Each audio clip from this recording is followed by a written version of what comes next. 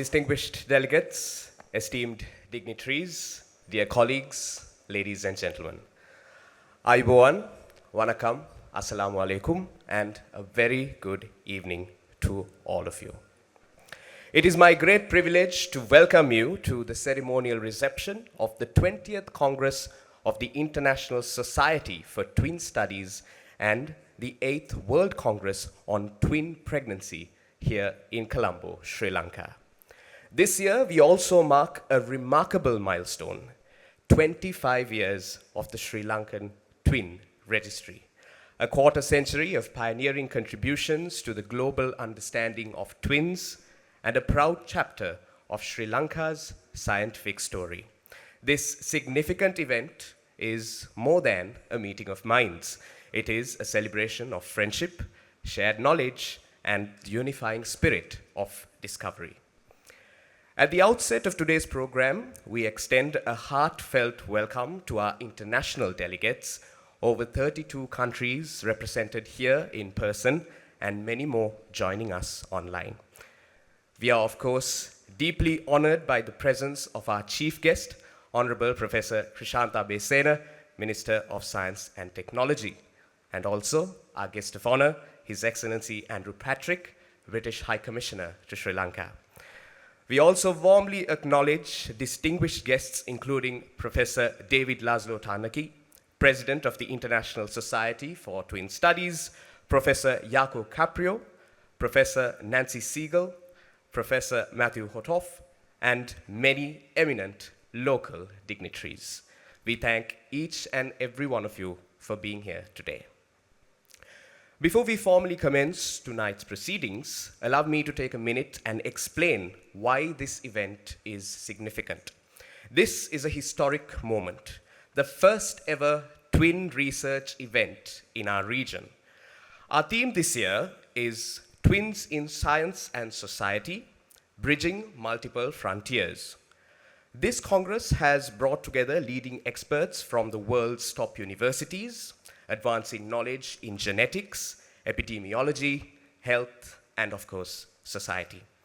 We also celebrate the 25-year journey of the Sri Lankan Twin Registry, a pioneering project that has placed Sri Lanka on the global research map, fostering collaborations between high-income and low to middle-income countries, and generating world-class research in mental health, genetics, and public health. We now begin our proceedings with the traditional lighting of the oil lamp, a Sri Lankan symbol of enlightenment, wisdom, and auspicious beginnings. May this flame illuminate our discussions, our discoveries, and our friendships in the days ahead. I now invite the following distinguished guests to light the traditional oil lamp. Our chief guest for tonight, Honorable Professor Krishanta Besena, Minister of Science and Technology. Tonight's guest of honor, His Excellency, Mr. Andrew Patrick, British High Commissioner to Sri Lanka. Professor Atula Sumatipala, Secretary General, International Society for Twin Studies. Professor Matthew Hotoff, tonight's keynote speaker. Professor Adam Tarnaki, President of the International Society for Twin Studies and Congress Chair. Dr. Nihal Abesinghe, Member of Parliament, Executive Committee Member, Institute for Research and Development. Professor Giancarlo Di Renzo, Congress Chair. Dr. Anil Jasinghe, Secretary to the Ministry of Health and Media. Mr. Mohammed Navavi, Secretary to the Ministry of Science and Technology. Professor Saman Senavira, Chairman, National Science Foundation.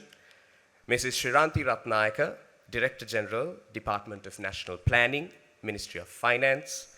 Dr. Godwin Kodituaku, Chairman, Institute for Research and Development, who is also a twin, I must add. Professor Indika Karunatilaka, Vice Chancellor, University of Colombo.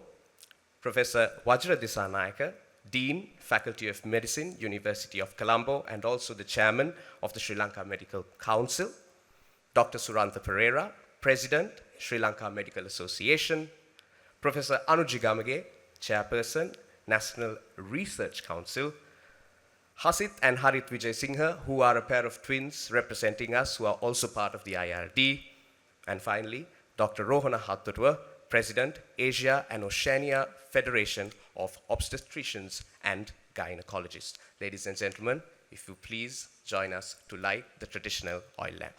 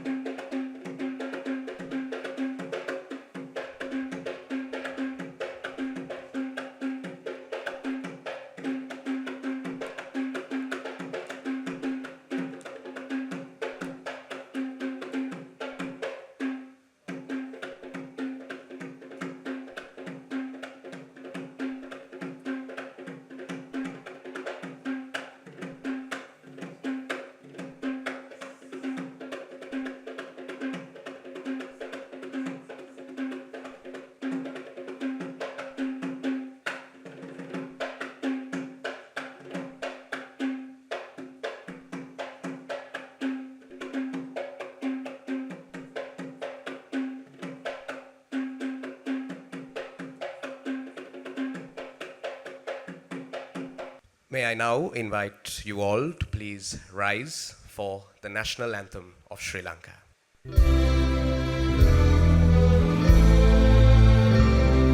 Sri Lanka Mata, Appa Sri Lanka, Namo Namo Namo Namo Mata,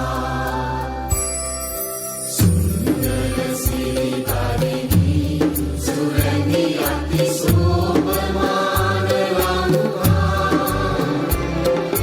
Ranya Ganaya Mekamal Valaturu Piri Jaya Bhumiya Ranya,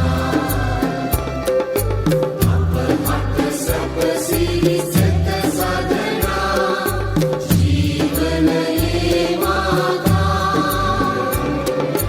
Vilikanu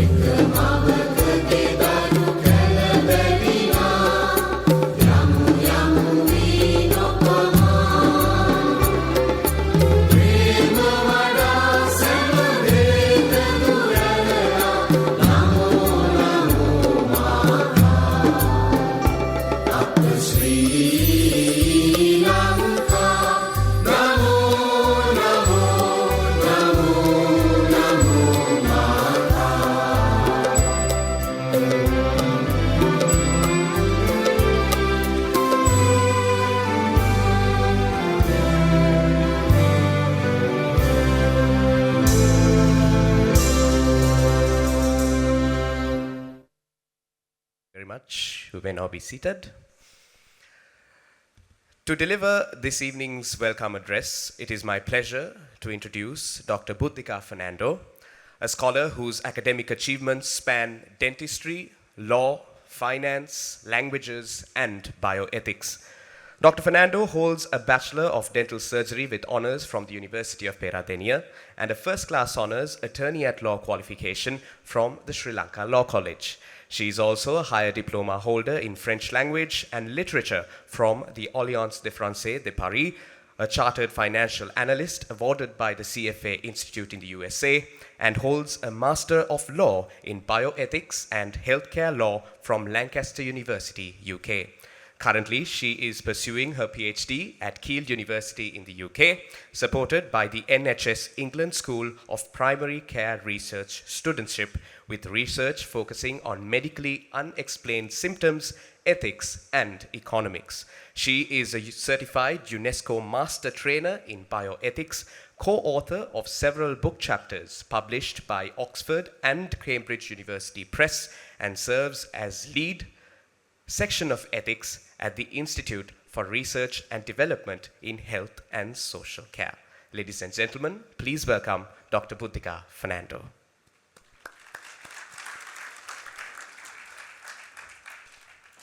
Good evening, everyone. Thank you very much for your presence here today. And on the occasion of Twins 2025, of which you have heard the long name several times this evening, I would like to extend to you all a very warm welcome, a very formal warm welcome on behalf of the host institution, the Institute for Research and Development in Health and Social Care, Sri Lanka.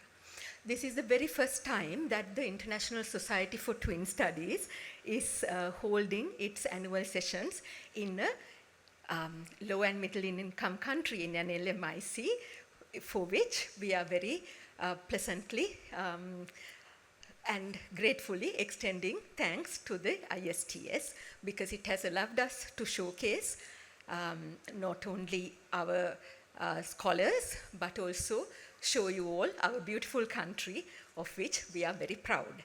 So first of all, let me extend a warm welcome to Professor Krishanta Besena, the Minister of Science and Technology, who has taken the time amidst a very busy schedule to be with us today. We warmly welcome you, sir. And we would also like to extend a very warm welcome to His Excellency, Mr. Andrew Patrick, the High Commissioner of the United Kingdom in Sri Lanka, as recipients of much knowledge transfer from the UK, from the Keele University in particular, as well as the King's College and many UK institutions. We would like to thank you and extend a very warm welcome to you. We would also like to say thank you to Professor Matthew Hotoff, who is the keynote speaker tonight, to the officials of the International Society for Twin Studies, Professor Adam Tarnaki and Professor Giancarlo Di Renzo, who are present here today, who have been here since yesterday participating in the sessions, and to Dr. Anil Jasinghe, who is the Secretary to the Ministry of Health and Media, to Mr. Mohammad Nawawi, who is the Secretary of the Ministry of Science and Technology, to Professor Saman Senavira, who is the Chairman of the NSF, Mrs. Shiranti Ratnayaka, the Director General of the Department of National Planning, to Professor Indika Karunatilaka, Professor Vajradhi Sanayaka, whose titles I'm sure most of you are fully aware of, to Professor Anuja Gamage, Dr. Suranta Pereira, and to Dr. Rohana Hattotua. I have listed out those who have taken a special effort to come out here today, but we are also extending an equally warm and equally thankful welcome to you all for your presence here today, this evening, and hope that you enjoy the rest of the evening. Thank you. Oh, just to clarify, we would like you to enjoy the events that are taking place in the evening, and we would also like to extend an invitation to you to stay afterwards for the cocktails and the dinner afterwards. Thank you.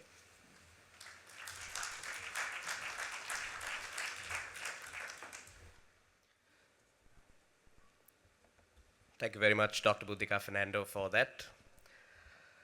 Ladies and gentlemen, this conference, or congress rather, embraces the principle nothing about them without them.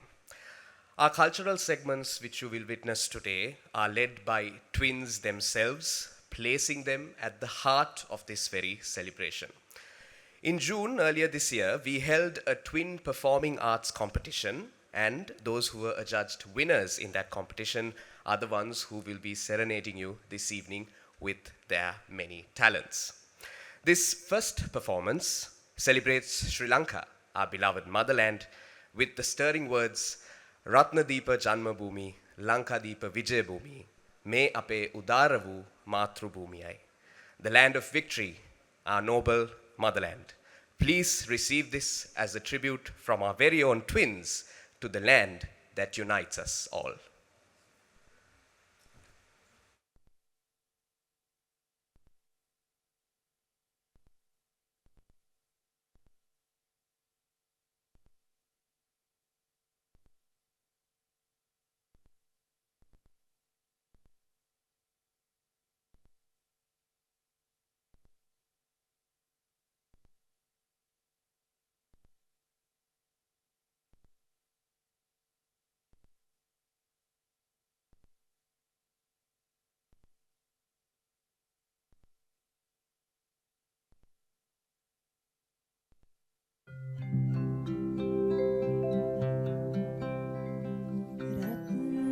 दीप जन्मभूमि लंकादीप विजयभूमि में अपे उधार वो मातृभूमि मातृभूमि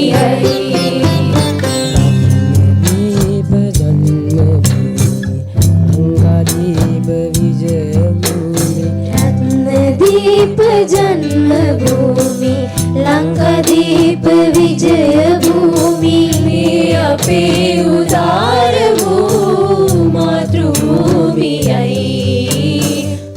मातृभूमि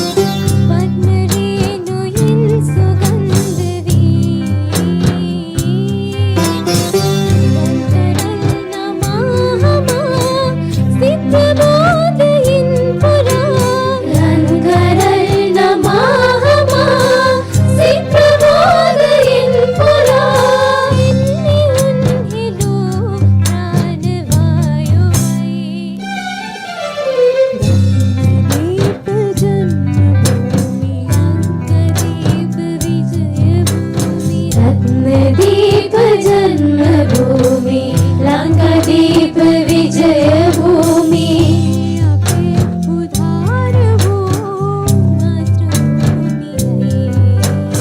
මාතෘභූමියයි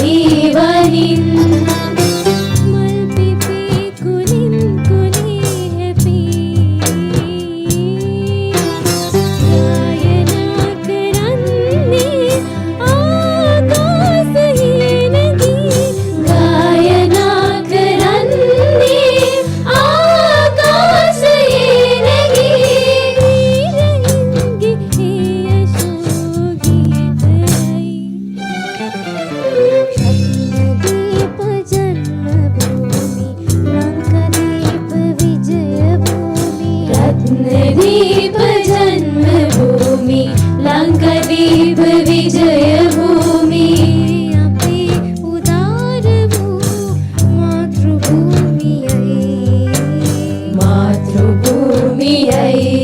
आदि सिंहले हे वीरने मुतुंदे सार वो उदार वो मातृभूमियයි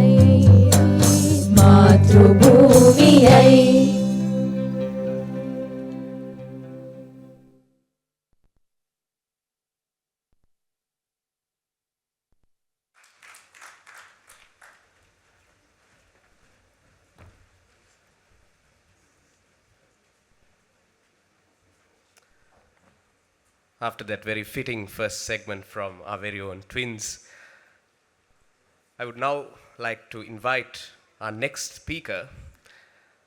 He is, of course, a man who needs little introduction to either the Sri Lankan or international audience. Professor Atula Sumatipala is a specialist in both family medicine and psychiatry, holding an MBBS, DFM, MD from Sri Lanka, FRC Psych, CCST, and a PhD from the University of London. Professor Sumitipala is the founding director of the Institute for Research and Development in Health and Social Care, the founder of the Sri Lankan Twin Registry, and currently serves as Secretary General of the International Society for Twin Studies. His academic appointments include Emeritus Professor of Psychiatry at Keele University, UK, and Emeritus Professor of Global Mental Health at King's College, London. He has also served as a visiting professor at Kotalawala Defence University and was awarded the H.B. William Travelling Professorship from the Royal Australian and New Zealand College of Psychiatrists. Professor Sumitipala is Associate Editor of the British Medical Journal, co-editor of the Ceylon Medical Journal, and a leader whose work has bridged continents and disciplines. Today, he will enlighten us on 25 years of the Sri Lankan Twin Registry. Please join me, ladies and gentlemen, in welcoming Professor Atula Sumatipala.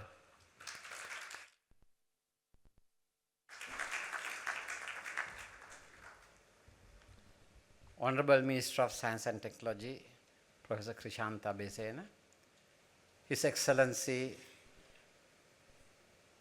Mr. Andrew Patrick, High Commissioner to Great Britain and Ireland, keynote speaker Professor Matthew Hotoff, and all the colleagues, invited guests. I would like to save the time to do my talk rather than greeting everybody once again, but with equal respect, everybody is welcome. So the host of this Congress, as you heard, the Institute for Research and Development and Sri Lankan Twin Registry, as you saw, has a long history, which is summarized here. You will see very soon a coffee table book with those. You all know the power of branding, and that branding is, for us, for the last 25 years, had been research, ethics, community engagement and involvement, based on the foundation of international collaborative research, and the roof is to protect that capacity building, creating the next generation of researchers, which we have shared with our success story in BMJ Leader. By the way, I have to correct, I'm not the co-editor of British Medical Journal, I'm associate editor of British Journal of Psychiatry, so I need to correct that. So our core values, creating strategic partnerships, which you have witnessed from 32 countries, promoting an environment free of bureaucratic hindrances to research, which we see in our part of the world, working for policy impact, that's the center of our work beyond us for our nation, promoting multidisciplinary research, engaging the public in research, working with people who benefit from research and help to build our nation through research. Starting from scratch a long march, Matthew would recognize this, a porter cabin, which turned out to be this building at King's College, London. We, following King's College path, we started this dilapidated room of my wife's ancestral home, 5 of us, I'm going to tell you who they are, into this place which we are now. That all happened in the context of global divide, what we call the 90-10 divide, as you all know.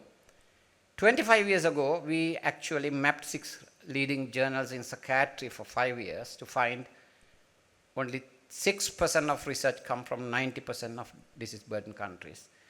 And we recently surveyed 11 leading journals of psychiatry to find after 20 years it's still only gone up to 12%. We thought maybe this is psychiatry. We went and analyzed the leading medical journals to find it's 6.5. We repeated that survey and to see it's gone only up to 12%.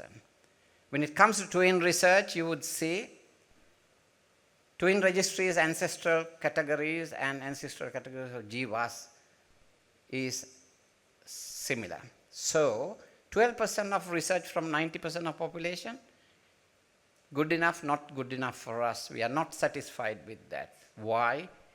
It's in an era of evidence-based medicine. To us, it's evidence-biased medicine. So with that background, our mission was to establish a sustainable independent research infrastructure with local and international collaborations, capacity building, working for policy impact and bringing research grants, because we can only have GDP allocated only 0.1%, but with the new government it has gone up. With South-South cooperation and North-South cooperation, for mutually beneficial and mutually respectful. I stress this word once and again. Our experience for the last 25 years, Matthew would vouch for it, has been very pleasant, no rows, but we have been very careful in choosing our partners. We have met arrogant people who try to bully us, who thought they can impose things on us. We will not collaborate with anybody of that sort. We expect respect. We would respect them as well. That's the criteria, bottom line, for an equitable, ethical research culture and environment. So going by the longitudinal research program, the research pillar, of course, the twin registry. I'm not going to talk about it because my colleague, who is a co-founder of this registry, we'll talk about it later, but I just want to highlight, because we not only do twin research, we carried out this island-wide mental health survey, 10,000 samples just for $30,000. And you would see from this, I'm not going to go through that, we have figures for the whole country. The Putlam is the highest. The policy impact was straight away, the Ministry of Health appointed a psychiatrist. Then we analyzed the PTSD, post-traumatic stress disorder, demolishing the myth that it will be 60%, 70%. It was only 1.9%. And we did a lot of qualitative work to show that we are a resilient nation. We have faced adversities, but we have always pulled out of it. We did research commissioned by the Ministry of Health on left behind family migrations. Again, one of 4 projects which contributed to the national migration policy. My own research on medically unexplained symptoms, which also Matthew Voss has the expertise, has had an impact on international level in addition to local, and it's one of the first line guidelines for post-war. Then this scaling up perinatal mental health, which is a project led by Atif Rahman, again funded by NIHR in 4 countries, and Sri Lankan part was led by Nihala Besinga, who is here, my colleague for the last 25 years, and local leader was Krishani Jayasinghe. And we did quite a lot of work. I'm not going to go into details, but we always use the social media to try and enlighten the users. And we produced this half-an-hour teledrama. Within a month, there was 100,000. And this 3 minutes theme song, which I wrote as a part of it.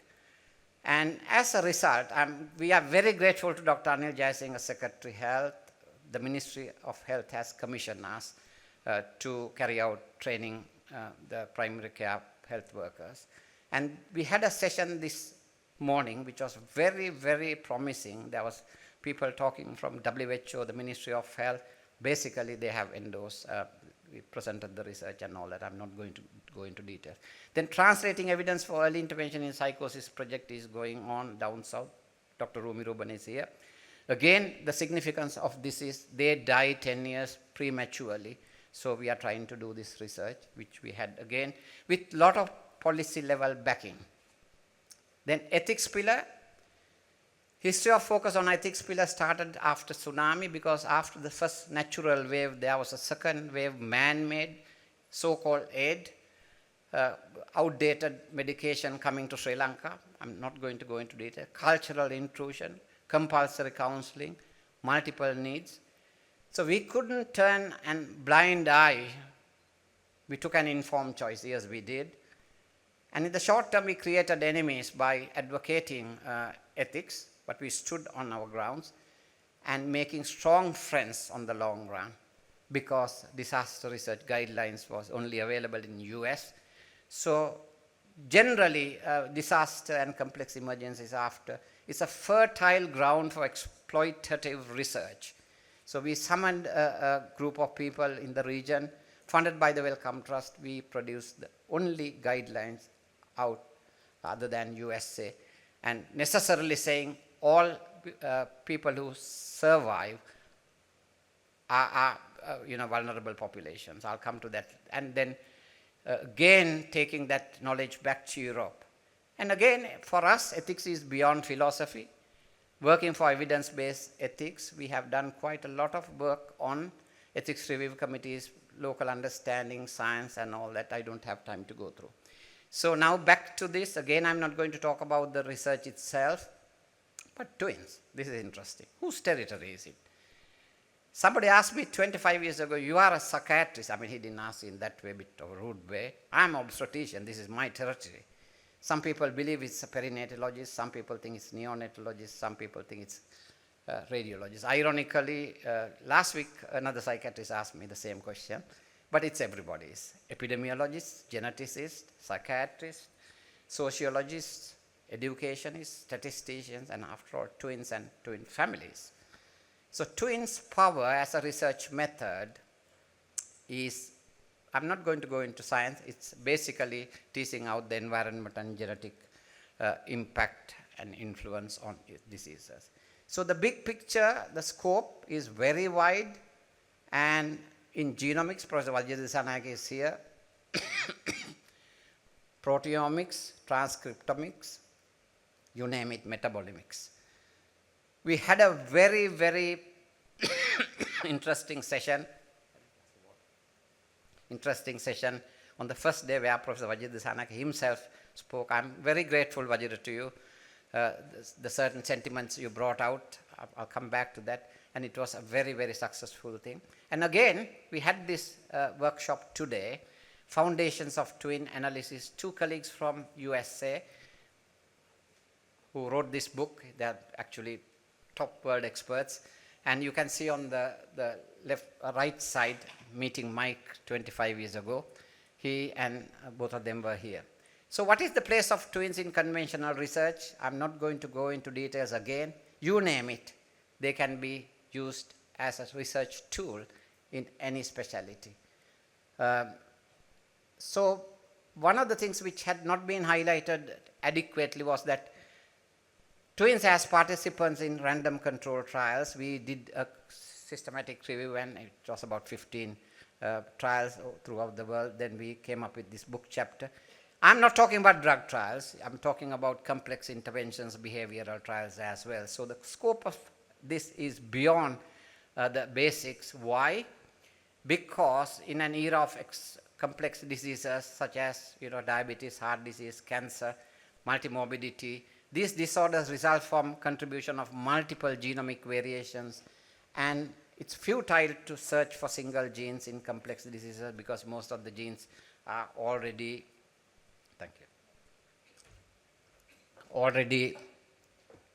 been found.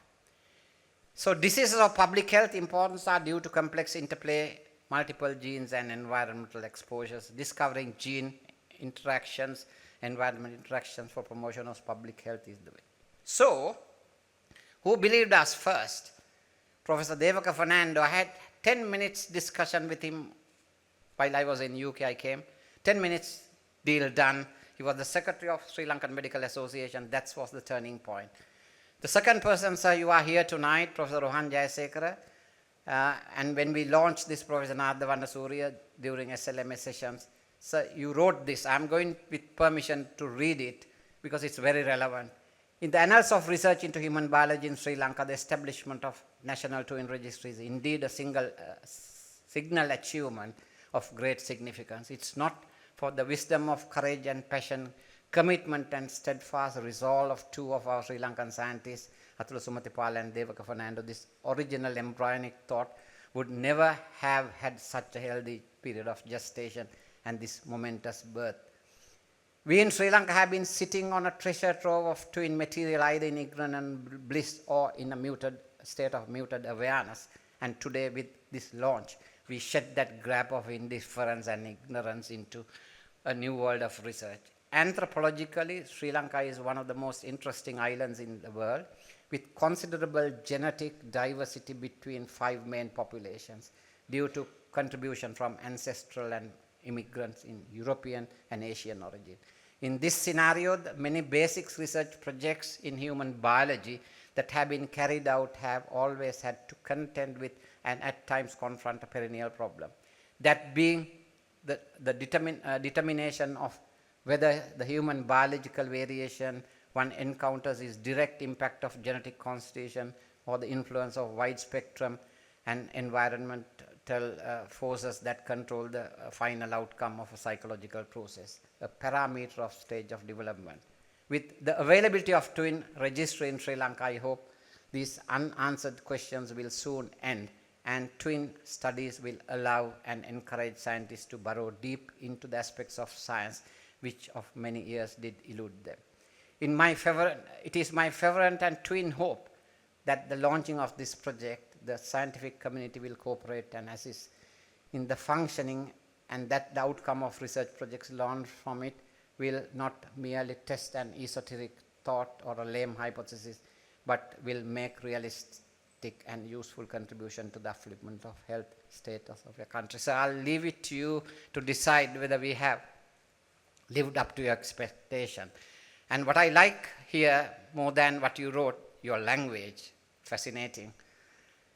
And the third man who believed us, Professor Jaakko Caprio, is here. I met him in Finland in 1999, if I remember right. He gave this book, which Michael Neely authored, and unfortunately didn't put the date, but the message was there. And one final, Professor Narda Vandasurya, sir, one of our mentors, you stood throughout this journey. Thank you very much. So establishing volunteer registry was the first thing. It was launched at the SLMA sessions. Young Vajra Disanayaka, he mentioned it yesterday, and he volunteered, I have to say, and he did a lot of work, support us. And with the SLMA blessing, we had this volunteer registry established. We had this executive committee, which was later expanded. you all know them. And this young Vajra Disanayaka, pre-intern, he showed this yesterday, so that's why I'm showing it today. We sent him to nominate to go to the Finland, Helsinki, to submit this poster. As you heard, Professor Vajra Disanayaka is the Dean Faculty of Medicine and Chairman of Sri Lanka Medical Council. He earned his reputation. We are not going to get any credit for who he is today. But Vajra alluded yesterday, said that he started his life with us. Thank you very much being so humble, Vajra, because some people sometimes forget their roots and they don't want to say, and I see is at a great strength. And he told the young people, do what we have done. We want better trees grown taller than us. So the registry, we had many other people, Nimal De Silva, Dr. Sisira Siribadana, who was a research associate, Dr. Kaushal Jayavira, who is watching this from Australia. Sisira promised to come, I don't know whether he is around. Professor Siribadana joined Rajarata University as the Professor of Medicine, later became the Dean Faculty of Medicine. Thank you, Sisira, for what you have done for the registry. So we established the volunteer twin registry, but it was, ascertainment was biased towards young people, so we did a lot of feasibility work to try and see how best we can get it. And I have to say, I have been strategically opportunistic in a good way. We tied this to national census, door-to-door survey, and got 10,000 pairs, a population-based register, which is really a luxury in our part of the world. We always had ethical clearance, you can see, not only from 2 universities, we even went to the WHO, and we set up this twin registry. Kaushalya Jayavira, coordinator, set up the biobank. He was waking up at 3 a.m. in the morning for many, many months. Thank you, Kaush, for that. So, to cut a long story short, we had 3 waves. First wave was common mental disorder, large samples. Second wave, common mental disorders and comorbid physical illness. And the third stage, after COVID, we decided to do some work on nutrition and impact. And the uniqueness of our registry was that we always had matched singleton samples, so thereby you can extrapolate, compare. And this man, Matthew Hotoff, and myself, we were trained at the Maudsley and King's together. So he's going to talk about the research.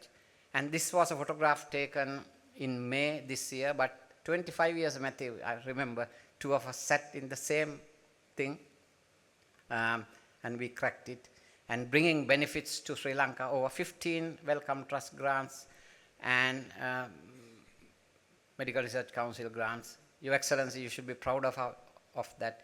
And we had these colleagues from King's, I'm not going to name them because of the time concerns, but we would really love to remember them. And Matthew handed the baton because he was growing up the ladder to Fruling, who couldn't make it today. And Dr. Helena Savos is our current leader at that end. She is here today with her family and as Matthews. Then we set up this 2018, the younger cohort of twins, 688. You could see from these logos, it's a regional Australian and UK project funded by Medical Research Council. Our honorable member of the parliament, Dr. Nihal Abesinghe, led that. Thank you, Nihal. In summary, we had the register. We have a volunteer register, population-based register, above 65s, and biobank, adolescent registry, and research. 3 waves. I'm not going to go into details. We have produced a large number of papers, and the good thing, equitable, ethical, authorship policy. They have been very generous too. They never demanded, let's be the masters, you all do the work. No, it was the other way around. It was a very pleasant journey. And as a result, we put the Sri Lankan map in 2014 in the World Twin Map. And we will be having a session tomorrow. Please be there. Our focus on ethics further extended through twin research. When we first started, it was not a journey on a red carpet.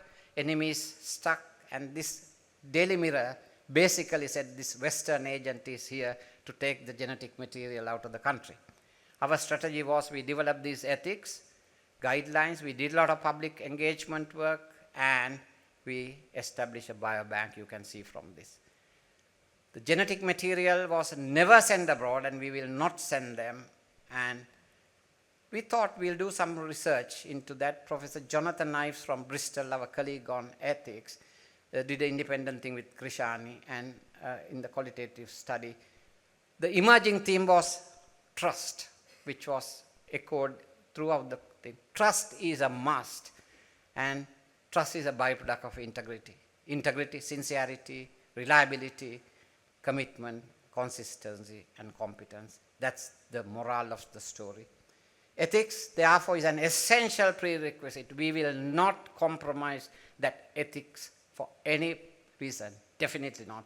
We stood our grounds because, although we didn't witness this, knowledge is power, and as you know, bioethics, power, and injustice run in very parallels.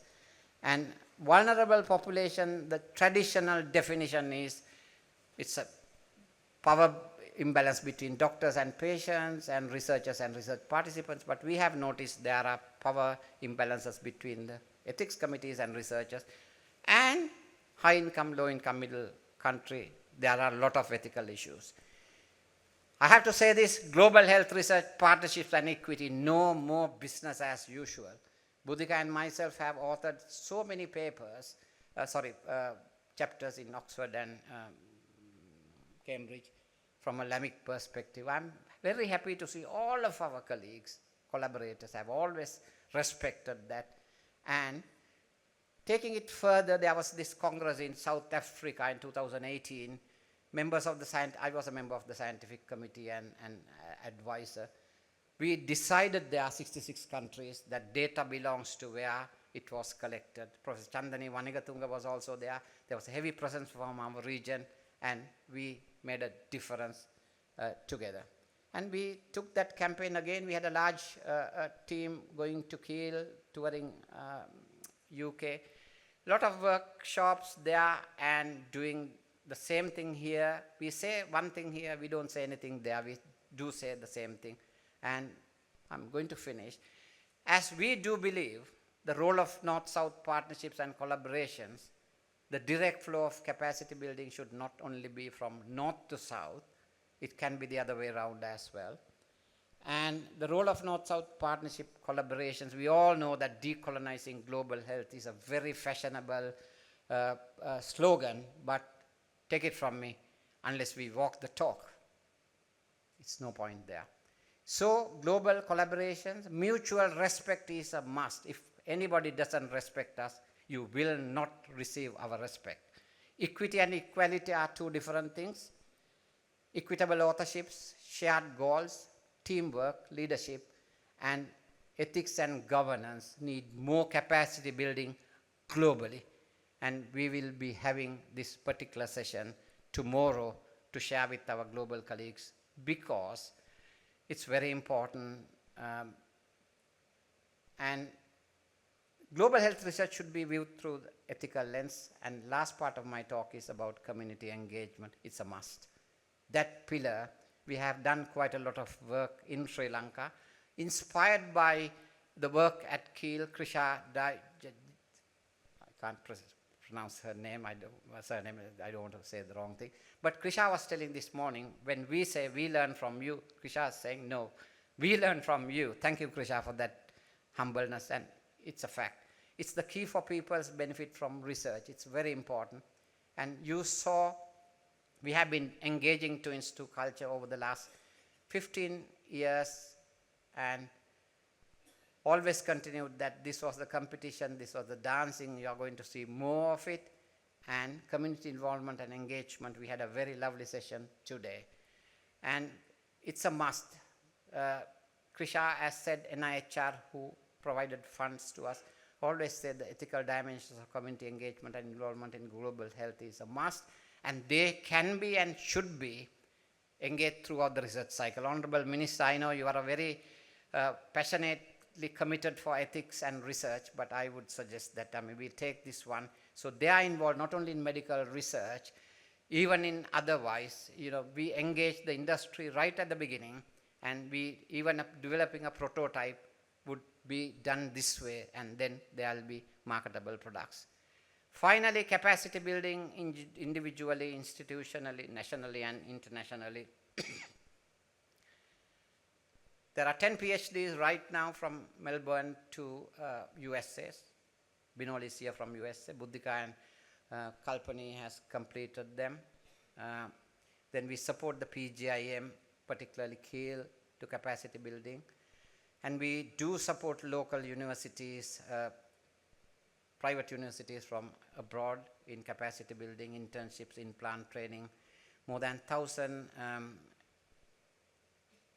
alumni, and we have these partnerships. We have partnered with almost all the universities in Sri Lanka, the regional collaborations and international collaborations. And we are very grateful to all these funding agencies. We have brought this amount of money, Professor Abesena, to Sri Lanka. And there were a lot of red tapes when we brought collectively, Krisha knows this, £1 million to Rajarata University. It was a struggle, we couldn't get in. There are a lot of personal as well as bureaucratic laws. I'm pretty sure under your leadership, sir, things will change. So finally, I just want to share that we have walked our talk sharing Global South, and I shared with you. And as I said, this is our brand. We have marketed it over 25 years. And that's why we decided that it would be the slogan in International Congress of Twin Research. Not just talking about research, but talking about ethics, CEI, capacity building. And that's the brand power, and you can read this article. Okay, finally, for all this hard work collectively, the Institute for Research and Development was recognized by the National Science Foundation as Excellence in International Collaboration for Advancement of Science and Technology in 2018. I'm humbled to say that, they awarded me individual outstanding leadership. Having said that, I have to reiterate, it was teamwork. It's not just me. I couldn't have done a fraction of this without the team. So the history evidence of good teamwork is output, you saw that.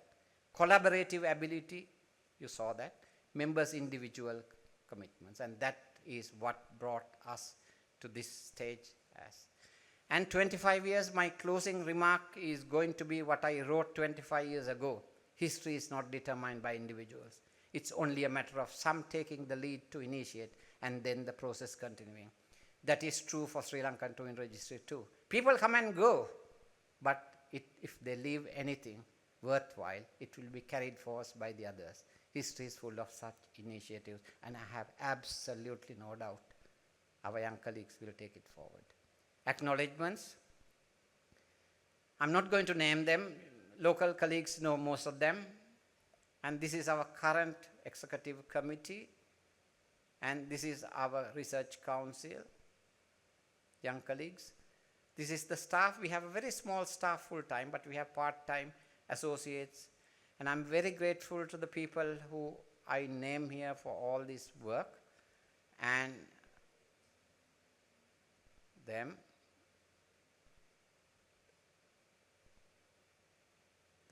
And finally, we are grateful to Britain. I'm not saying this because His Excellency is here, Matthew and them know. It was a very pleasurable thing. King's College, Keele University, Liverpool, and Bristol. We had absolutely no row about anything, and we have received money from funding from them. So I sort of blame Matthew as well, but none of you took enough credit, or this was not made visible throughout the world. And with 32 countries, colleagues being here, I think you can take a message back, including our friends from USA, and the research funding policy for our part of the world should change in our opinion, because that money will be an investment for transferable knowledge developed in our part of the world. That 6%, 20% research in our part of the world has contributed heavily. I can talk for the next 24 hours about that small amount of research. Finally, if I don't give enough credit,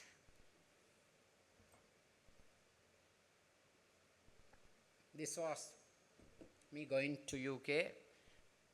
Most of you know why I had to go. I'm not going to go into that history. I went in 92, I came back in 97 when things changed in the country. And these were our girls.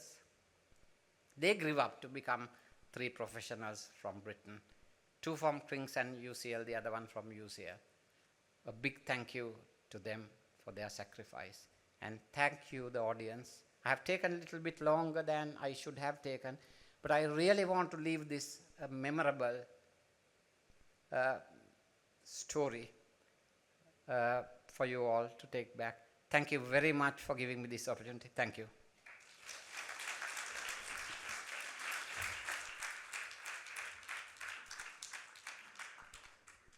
Thank you very much, Professor Sumitipala, for beautifully giving us a synopsis of 25 years of the Sri Lankan Twin Registry. Ladies and gentlemen, it is now my pleasure to introduce our next speaker, who is the president of the International Society of Twin Studies, Professor David Laszlo Tarnoki, a distinguished radiologist and twin researcher from Hungary. He graduated from the Faculty of Medicine, Semmelweis University, Budapest in 2008 and completed his PhD in respiratory medicine in 2013. The same year, he became a specialist in radiology. Between 2015 and 2017, he completed further studies in health management and medical economics at the University of Sopron. He is a founding member of the Hungarian Twin Registry and has authored over 165 scientific publications. Professor Tarnoki serves as a board member of the Hungarian Society of Radiologists, is on the editorial board of the Imaging Journal, and currently serves as assistant professor at Semmelweis University Medical Imaging Center, as well as head of Department of Radiology at the National Institute of Oncology in Budapest. He is also vice president of the Hungarian Medical Association of the America-Hungary chapter, and his research focuses on medical imaging, particularly in respiratory imaging and twin studies. Ladies and gentlemen, please welcome Professor David Laszlo Tarnoki. Thank you very much. Dear Excellencies, professors, distinguished guests, honored guests, dear twin researchers, dear attendees, dear twins, and also dear mothers and fathers of twins. It's a privilege and honor for me to warmly welcome you at this Twins 2025 Congress in Sri Lanka.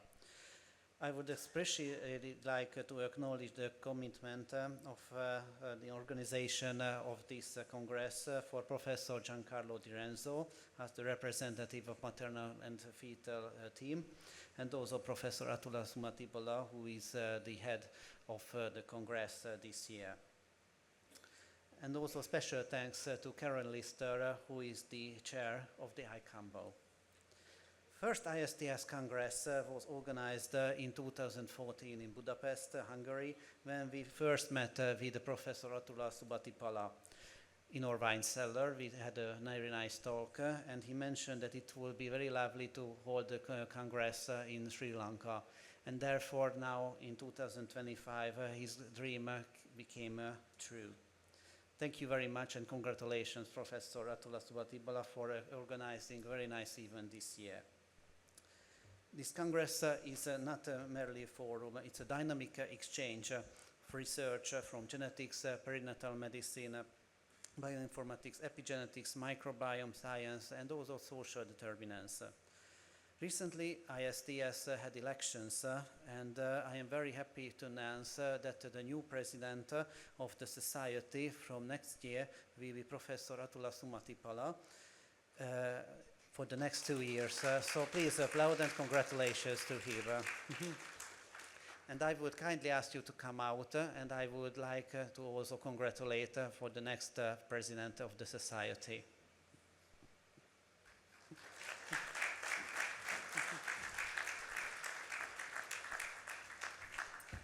I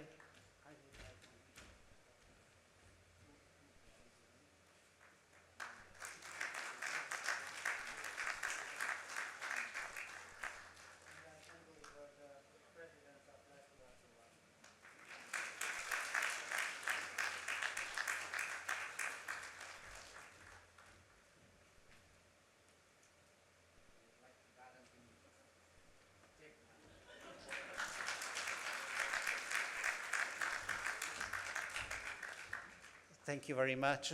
And from now, Atula will wear the Presidential Medal, and he will be present from January next year. So the highlighted topics of this year's Congress, such as from twin studies, from multi-omics, advanced genetic research through twin and bioinformatic insights, exploring frontiers, precision medicine, and global health. We encourage in sessions in perinatal care, microbial diversity, ART and IVF ethics, twin transfusion, microplastics impact in genetic coordinates, and reflecting the interdisciplinary research and richness of our community. ISTS has a 51-year-long history. Therefore, it is very important for us to join to our diverse society. ISTS member can join also the congresses, watch the previous meeting videos from our website, and they can also access to the Twin Research and Human Genetics Journal. As monozygotic twin myself, it is also extremely important to belong to this society where can build also new collaborations, find new friends. Moreover, we can also involve the young researchers to the society. So let's celebrate the brilliance of twin studies, the depth of collaboration between global and local experts, and also transformative power of research rooted in curiosity, rare, and community. So the twin research is not just a science, it's a connection, dialogue, and progress across disciplines and continents. Once more, thank you very much for attending and coming to Sri Lanka, and we will announce the next Congress location tomorrow morning during this ISTS membership meeting. Thank you very much once again.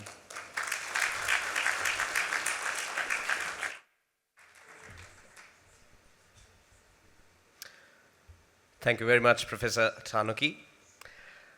We now have the pleasure of hearing a joint presentation on the topic of the history and legacy of the International Society for Twin Studies, Reflections from Rome to Assisi, Italy. Our first presenter, Professor Nancy Siegel, is one of the world's foremost authorities in twin research. She is a professor of psychology and the founder and director of the Twin Studies Center at California State University, Fullerton. Professor Siegel earned her BA from Boston University, followed by her MA and PhD from the University of Chicago. Her contributions are extensive. Author of over 300 scholarly articles and 9 books, including Born Together, Reared Apart, winner of the William James Book Award from the American Psychological Association, and Deliberately Divided, which was featured in a BBC documentary in July 2022. Her work has been featured in major media outlets, including the New York Times, the Atlantic Monthly, and she has appeared on programs such as Oprah Winfrey, Good Morning America, and The Today Show. Her most recent works include The Twin Children of the Holocaust and Gay Fathers, Twin Sons. She has been a long-standing member of ISTS and serves as contributing editor for Twin Research and Human Genetics. Our second presenter, I will also introduce, is Professor Jaco Caprio, who is an internationally respected figure in genetic epidemiology and twin research.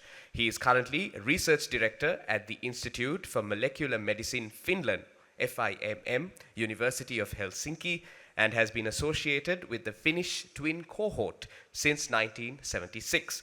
Professor Caprio previously served as professor of genetic epidemiology at the University of Helsinki until 2020 and as director of FIMM, an EMBL associated institute. His work has focused on genetics, epigenetics, and the epidemiology of smoking and nicotine dependence, as well as personalized medicine initiatives. He has served as president of multiple professional societies, including the International Society of Twin Studies, and remains active in both research and advocacy roles. Ladies and gentlemen, please join me in welcoming both Professors Nancy Siegel and Jaco Caprio.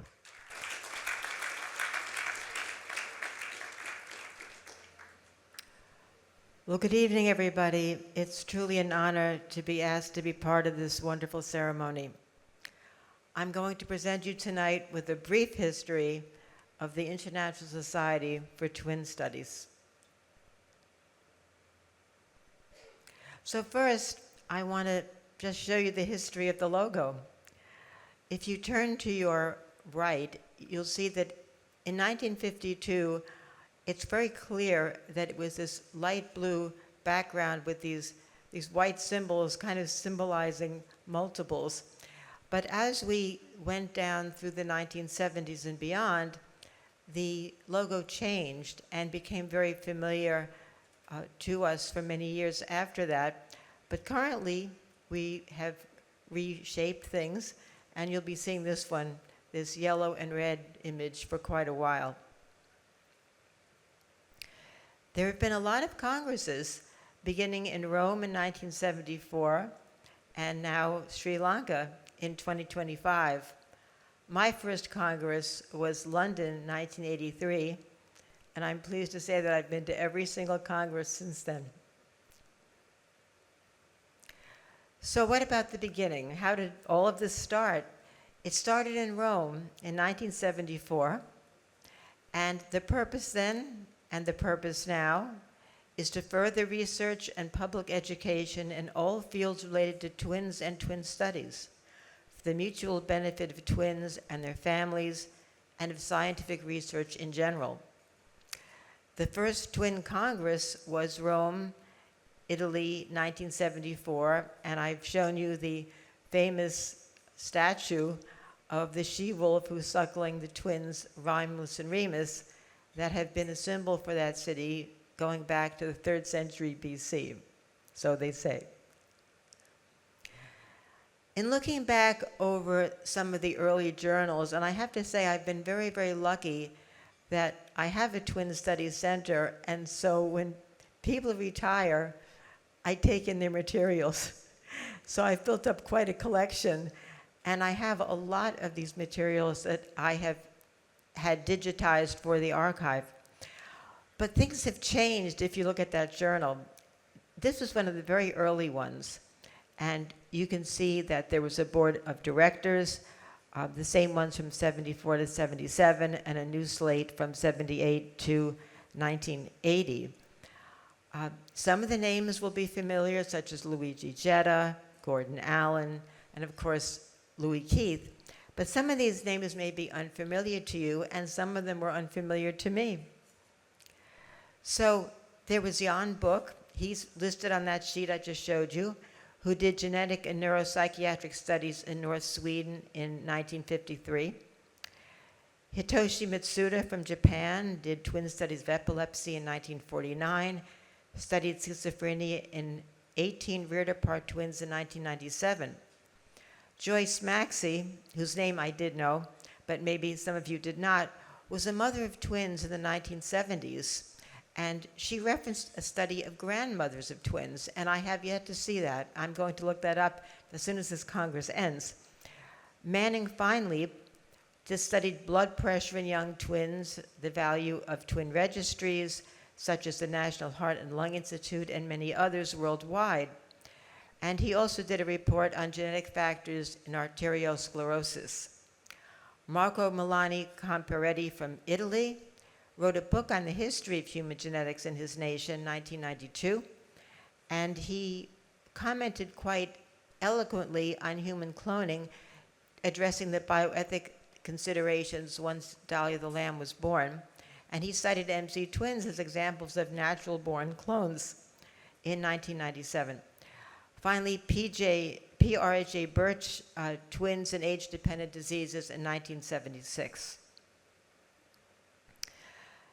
Paolo Parisi, who is a well-known figure to many of us, wrote a paper that was published in an early journal of the Twin Research edition, Twin Institutes from the Mendel Institute in Rome to the Jetta Institute in Jerusalem. In 1953, the Mendel Institute of Medical Genetics and Twin Research was established in Italy. That followed very closely after the formation of the society. And there was to be a Luigi Jetta Institute of Medical Genetics and Twin Research in Jerusalem, Israel. In fact, in 1972, a cornerstone was placed for the erection of that building at the Mount of Olives. I went back and I saw that cornerstone.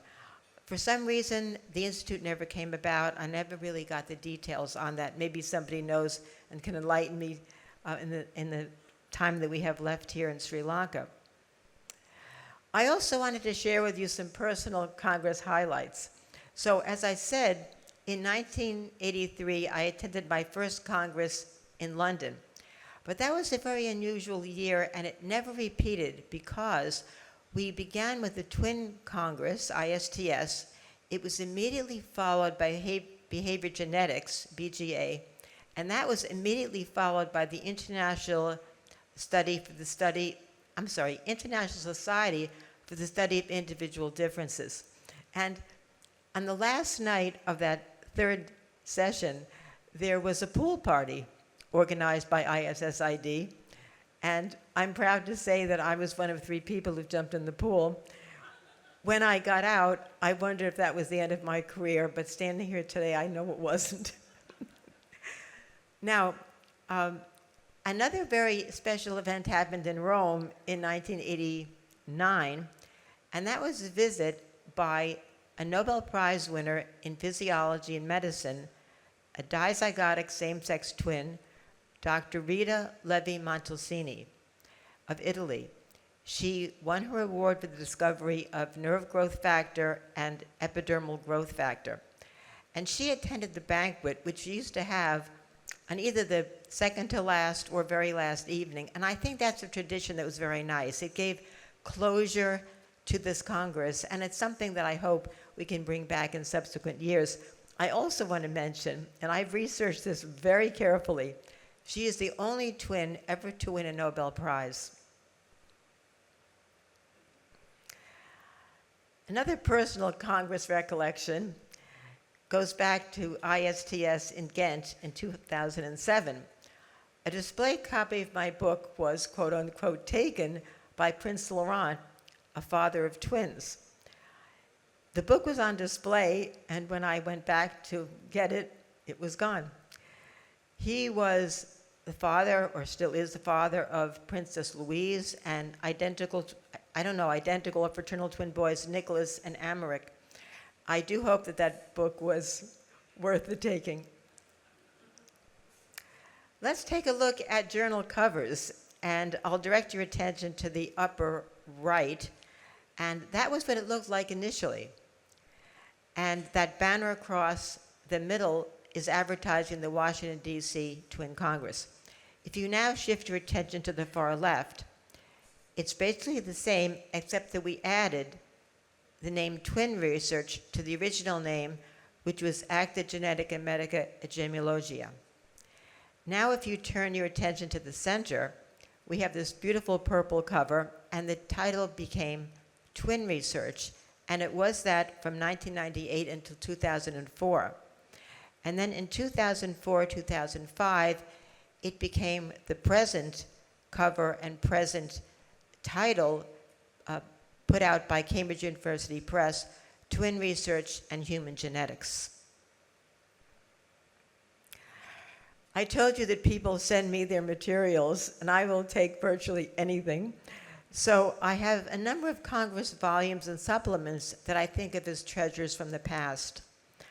On the left is a supplement that came from one of the working parties on the care of multiple birth children.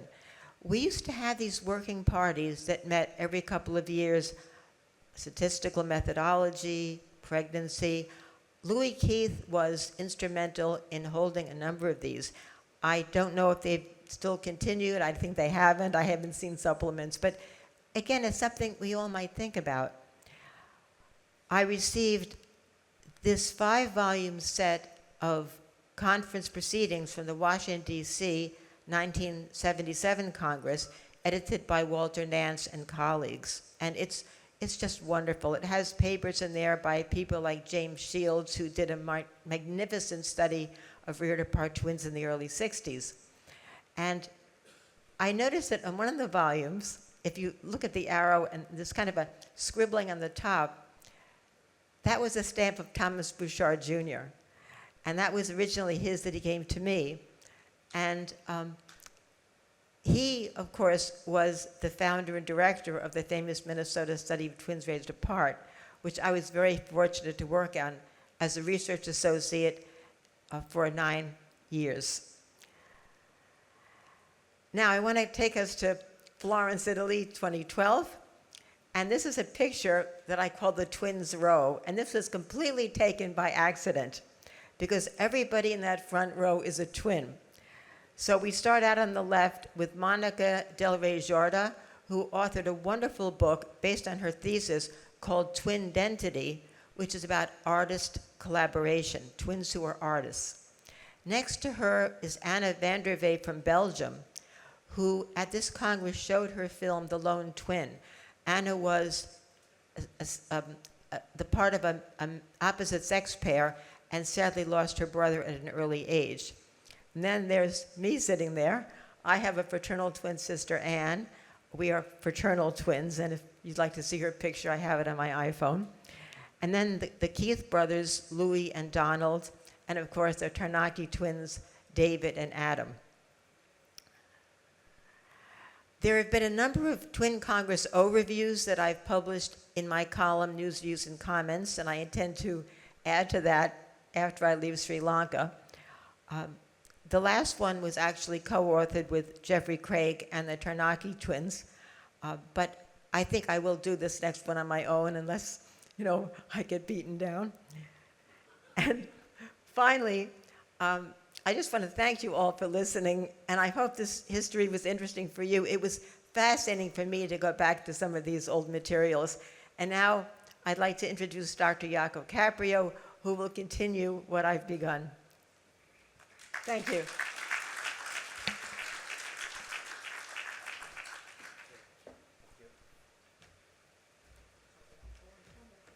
Okay, thank you very much, Your Excellencies, ladies and gentlemen, twins and non-twins here in the audience.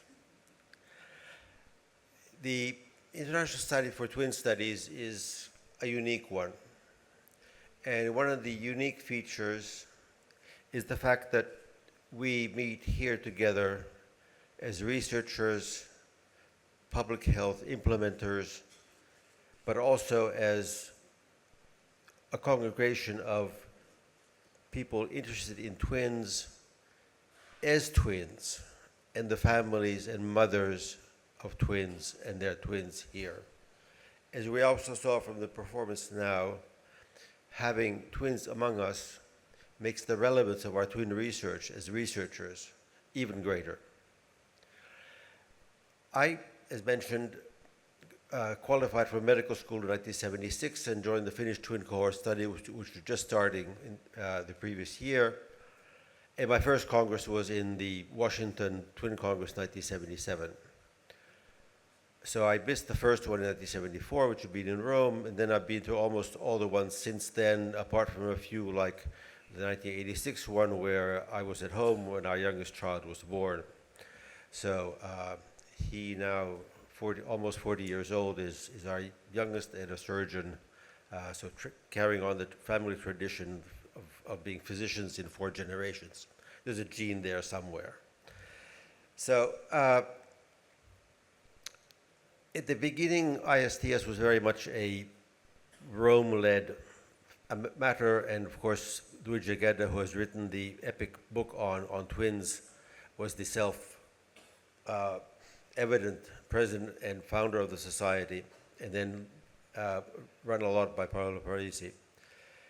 I became Secretary General for about 2 periods, 6 years, and then president, and saw some of the sort of inner workings of the society from that aspect, and transitioning to perhaps a more modern operation mode of having a totally independent journal now run for 25 years by Nick Martin, who deserves a lot of credit for maintaining the standards and the ability to attract excellent papers. We don't have sort of supplements, but we do have special issues, and especially the special issues on twin registers have been extremely important to the whole community. These also include the current call for papers for the registers. So what the IST has also been a framework for enabling the twin cohorts, the twin studies around the world to meet and collaborate and to extend.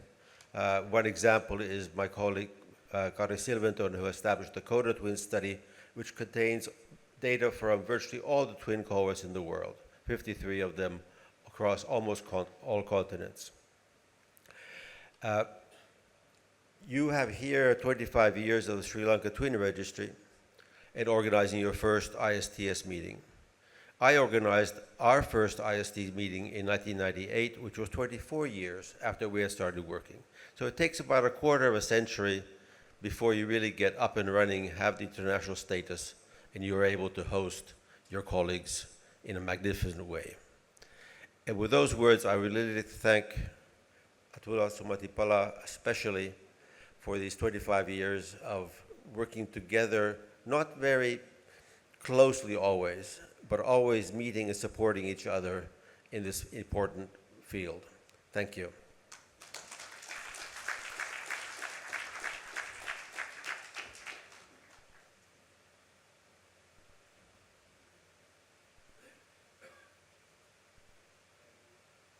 Very much to both our professors.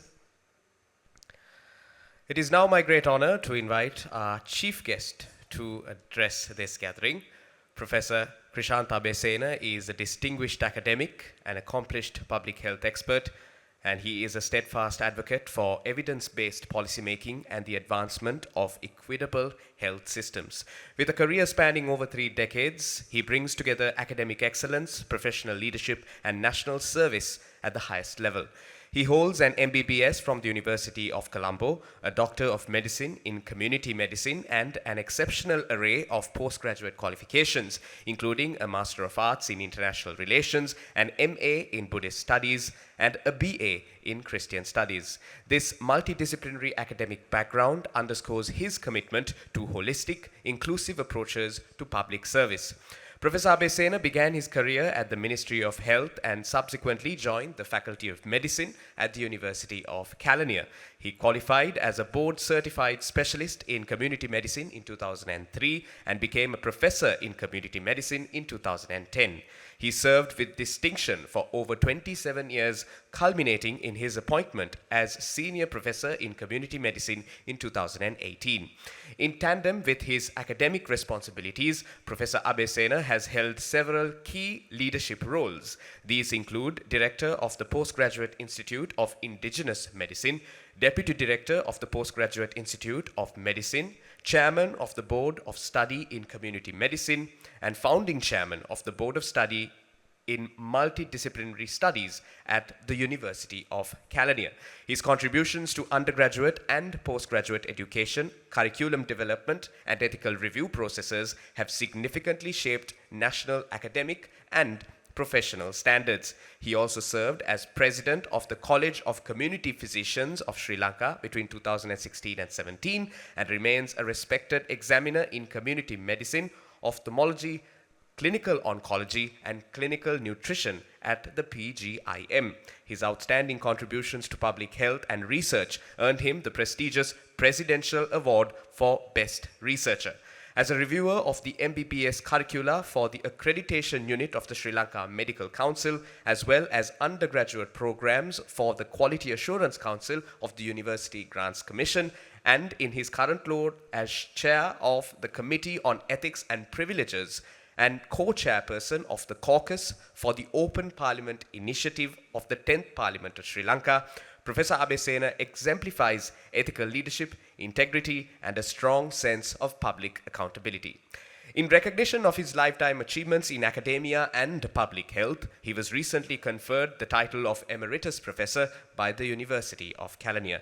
Professor Abesena truly embodies the spirit of this Congress tonight, bringing together scientific rigor, cross-sectoral collaboration, and an unwavering commitment to achieving health equity for all. Ladies and gentlemen, please join me in welcoming our chief guest, Professor Abesena.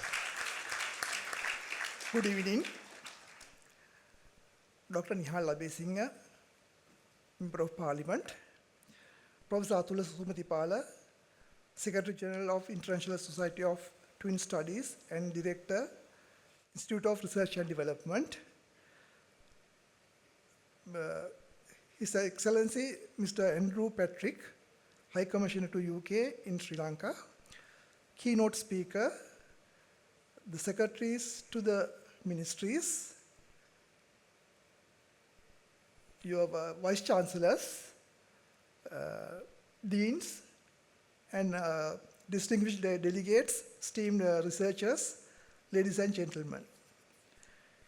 It is both an honor and privilege to welcome you all to the Twin Congress 2025 here in our beautiful island nation of Sri Lanka. This is no ordinary gathering.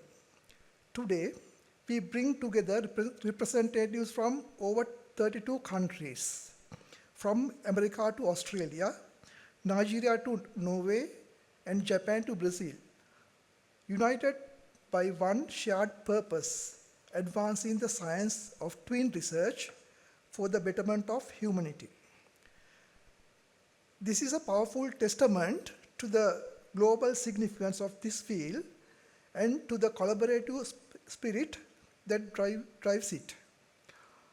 On behalf of the government of Sri Lanka, I extend my warmest greetings and deepest gratitude to each of you for traveling here to share your knowledge, insights, and commitments to advance sciences.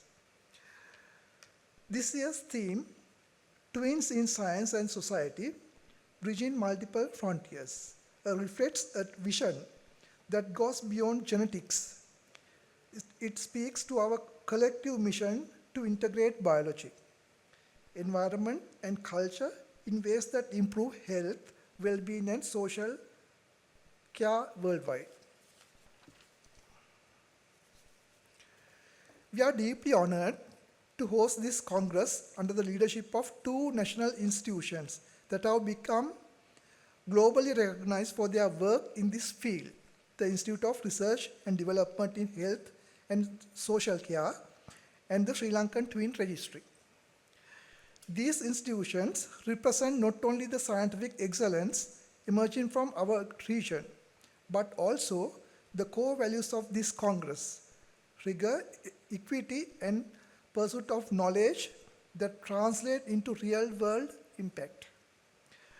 For more than 2 decades, the IRD has been pioneer in ethical and participatory research, building the capacity of our scientific community, forging meaningful partnerships, and ensuring that local communities are active participants, not mere subjects of research. Its track record includes over 2 decades of sustained work in building ethical review capacity across institutions, offering training and mentorship to emerging researchers and setting benchmarks for community-based ethical engagement. Notably, IRD has been collaborated with both national and international stakeholders, ensuring that local communities are not merely subjects of research, but active participants in the research process. In addition to its ethical programs, the IRD has demonstrated excellence in translational research and community engagement, often working in underserved and post-conflict settings to ensure that science serves a people most in need. Their commitment to capacity building, participatory research methods, and community empowerment aligns seamlessly with our ministry's vision of science for sustainable and equitable development. More significantly, ensuring research, twin or otherwise, for people's benefit. Over the past decades, particularly the twins research has transformed our understanding of how genes and environment interact to shape health outcomes, from physical and mental health to behavioral development and aging. Population-based twin registries, such as ours in Sri Lanka, have become invaluable platforms of longitudinal studies and data-driven insights. Sri Lankan Twin Registry, now one of the most comprehensive twin databases in South Asia, had enabled researchers to explore a wide range of health and social care issues, many of them particularly relevant to low and middle income countries. From mental health to comorbid non-communicable diseases to a wide range of themes, this registry stands as a beacon of excellence and collaboration. It is important to note that this would not have been possible without the tireless efforts of our researchers, community partners, and the thousands of twins who have contributed generously to science. Equally, the Institute of Research and Development in Health and Social Care has made substantial contributions, providing not only academic leadership, but also forging partnership with a wide range of local and international institutions. Its work embodies the kind of interdisciplinary research that is needed to tackle complex global challenges where biology, environment, policy, and culture intersect. I would like to take a moment to congratulate the leadership and staff of both institute and the Twin Registry. Your vision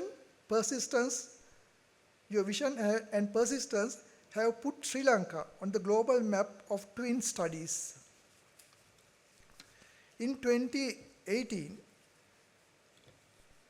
the National Science Foundation of Sri Lanka formally recognized the significant contribution made by the Institute of Research and Development in Health and Social Care. The IRD was honored with Award of Excellence in International Collaborations for the advancement of science and technology. Furthermore, Professor Abdul Sumitipala was individually recognized for his outstanding leadership in promoting and developing science and technology both nationally and internationally. These accolades are the reminder that sustained collaboration, visionary leadership can transform a nation's scientific landscape. Ladies and gentlemen, in world science is increasingly collaborative, borderless, and urgent. The most pressing challenges we face, it is climate change, emerging pandemics, or health inequalities, cannot be addressed in isolation. Even like in Twin Congress, remind us of power of shared knowledge, mutual respect, and international solidarity. As Minister of Science and Technology, I reaffirm our commitment to fostering an environment in Sri Lanka where research can thrive by strengthening infrastructure, increasing investment in science, and promoting evidence-based policymaking. We believe that science, when nurtured and supported, has the power to build more informed, resilient, and equitable societies. Let this Congress be more than just a meeting of experts. Let it be a catalyst of deeper partnerships, new research collaborations, and friendships that endure far beyond these 3 days. May you find inspiration not only in the conference halls, but also in the culture, landscapes, and hospitality of our nation. Welcome to Sri Lanka, a global diversity hotspot with a rich tapestry of endemic flora and fauna. Our island mission is proud of blend ancient knowledge with modern science in protecting nature's legacy. Sri Lanka's unique ecosystems offer valuable insights into genetics, adaptation, and human development. We invite you to explore collaboration research opportunities that benefit both science and society. May your time here foster discoveries, deepen connections across borders and disciplines. On behalf of the Sri Lankan government, I wish you a success and enriching Congress. මේ ජාත්‍යන්තර නිවුන් පරීක්ෂණ සමුළුව සඳහා රටවල් 32කින් නියෝජිතවුන් විද්‍යාඥයන් පැමිණ සිටිනවා. ඒ වගේම මේ නියුම් ගැප් ගැරීම් පිළිබඳවත් මෙතන මේ පිහිදී සාකච්ඡා වෙනවා. ඒ වගේම සෞඛ්‍ය සහ සමාජ ආරක්ෂණය පිළිබඳ පර්යේෂණ හා සංවර්ධන ආයතනය තමයි මේකට නායකත්වය සපයන්නේ. ඒ වගේම අපි කරන හැම පරීක්ෂණයක්ම නවෝත්පාදනයක්ම අපේ සමාජයට වැඩදායි පරීක්ෂණ වෙන්න ඕනේ. ඒක තමයි අපේ රජයේ ප්‍රතිපත්තියත්. ඒ වගේම අපි මේ නිවුන් දරුවන් සඳහා ඒ වගේම මේ ලියාපදිංචියක් තියෙනවා නිවුන් දරුවන් වෙනුවෙන්. ඒක අපි භාවිතා කරනවා. නිවුන් දරුවන් වෙනුවෙන් ඒ අයට විශේෂ වූ අපිට පරීක්ෂණ අපේ ලෙඩ රෝග වලට කොහොමද ඒක බලපාන්නේ, ජානමය හැකියාවන් එහෙම නැත්නම් පරිසර හැකියාවන් කොහොමද සම්බන්ධ වෙන්නේ කියලා අපිට පරීක්ෂණ කිරීම සඳහා ඔවුන්ගේ ඒ දායකත්වය අපි අගය කරනවා. ඒ වගේම රජයක් හැටියට අපි දන්නවා පරීක්ෂණ කිරීමේදී නොඑක් බාධක තියෙනවා. ඒවා සමහර ඒවා රාජ්‍ය පැත්තෙන් එන බාධක අපි ඒවා දන්නවා. ඒ වලට ඒ බාධක දමන්නත් එක හේතු තියෙනවා. නමුත් ඒ බාධක ඉවත් කළ යුතුමයි. ඉතින් අපි ඒ ගැන දැන් ක්‍රියා කරමින් ඉන්නවා. ඒ නිසා අපි බලාපොරොත්තු වෙන ඉස්සරහට එවැනි බාධක නැතිව සියලුම විශ්වවිද්‍යාල වලට පරීක්ෂණ ආයතන වලට පරීක්ෂණ කරලා ඒක රටට සමාජයට වැඩදායී වෙන ප්‍රතිඵල ලබා දෙන විධික්‍රමයක් වෙයි කියලා ඔබ හැමතෙම බොහොම ස්තුතියි. Thank you.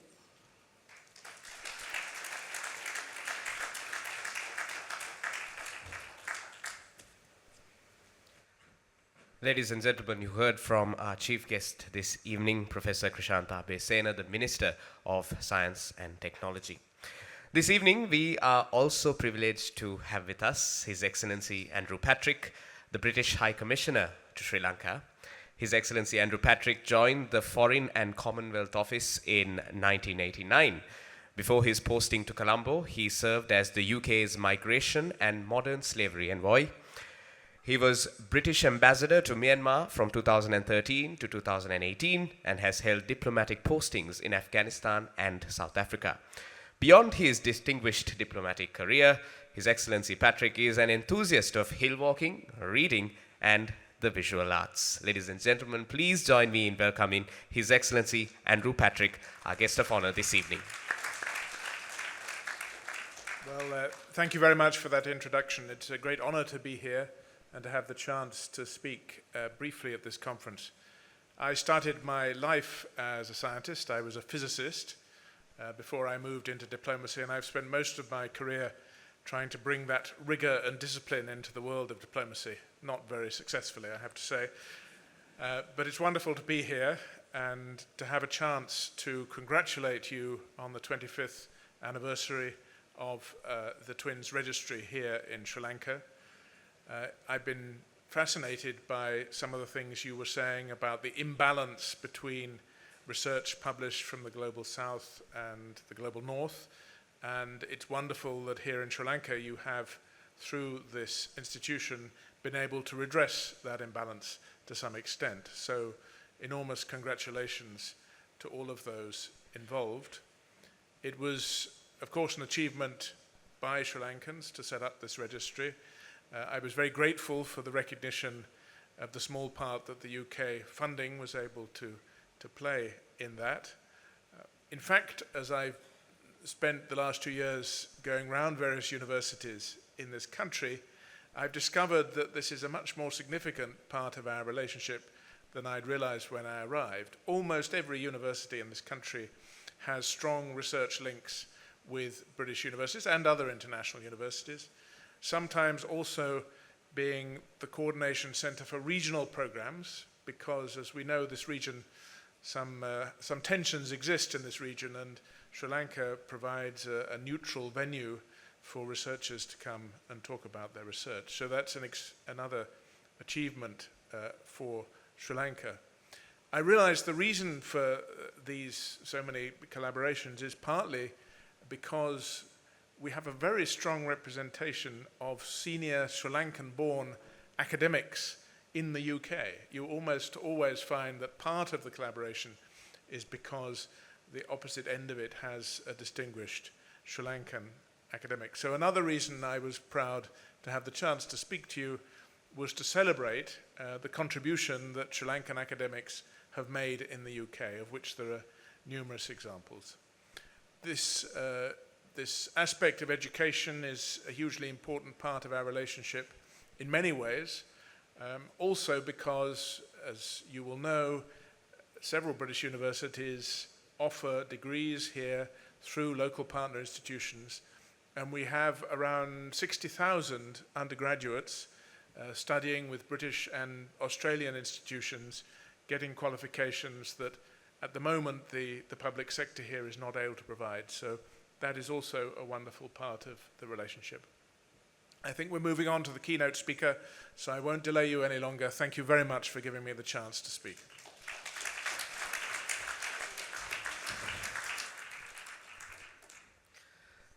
Thank you very much, Your Excellency, for those words. I'm seeing some tired eyes and bodies in the audience, so this next segment will be very welcome to all of you.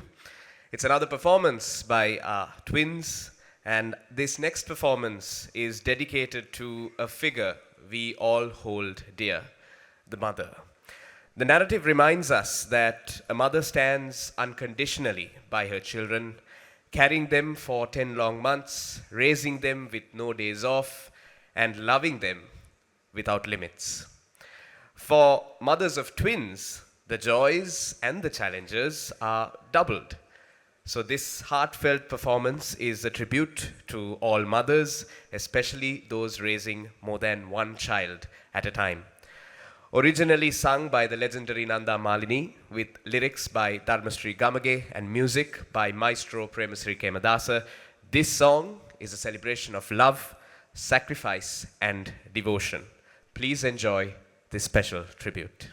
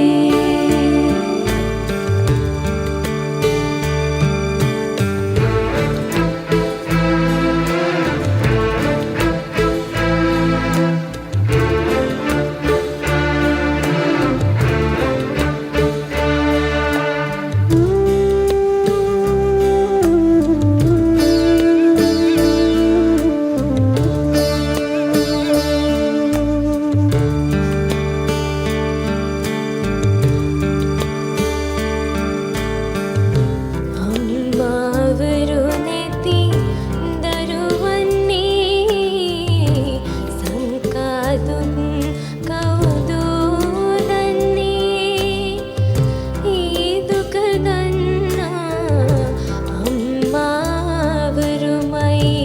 යම්මතු දිනක බුදු වන්නේ සංසාරේ මතු බුදු වන්නේ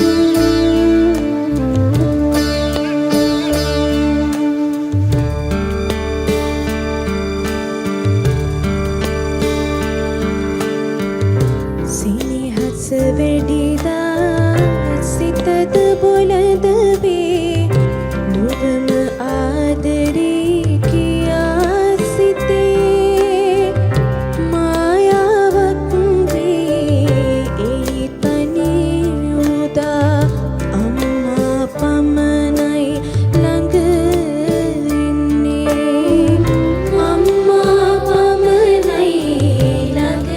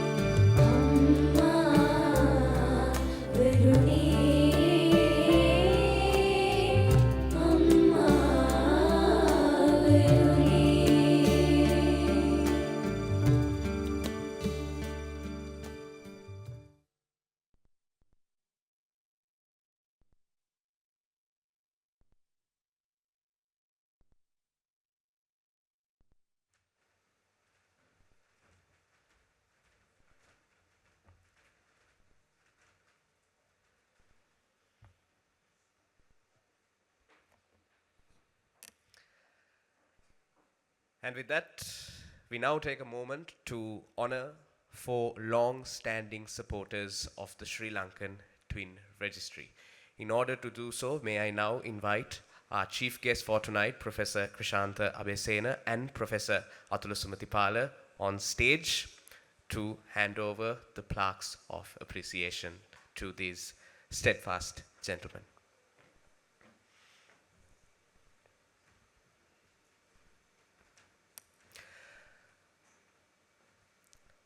Up first is Professor Narada Varnasurya. It is with deep gratitude that we acknowledge you, Professor Narada Varnasurya, for your unwavering support of the Sri Lankan Twin Registry throughout its 25-year journey. Your guidance and steadfast support were instrumental in advancing the twin research program in Sri Lanka and in laying a strong foundation during its formative and challenging early years. We are honored to recognize your unwavering commitment to the sustainability of the Sri Lankan Twin Registry.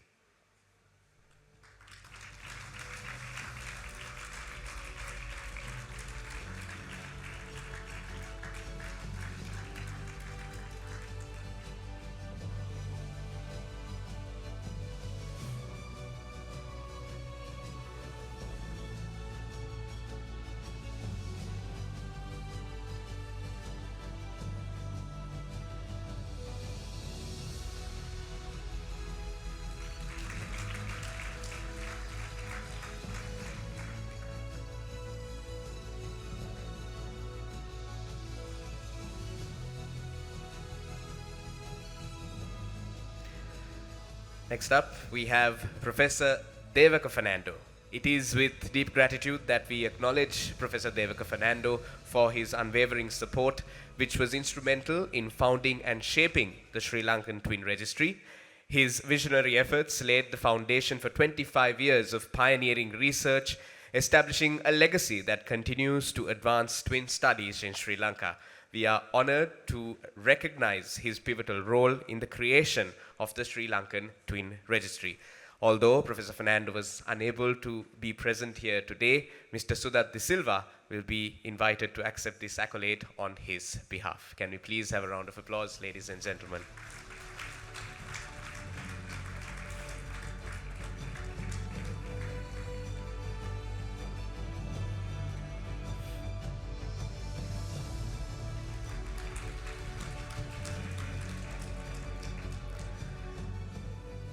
It is with deep gratitude that we acknowledge Professor Rohan Jayasekara for your visionary recognition of the Sri Lankan Twin Registry as a transformative milestone in human biology research.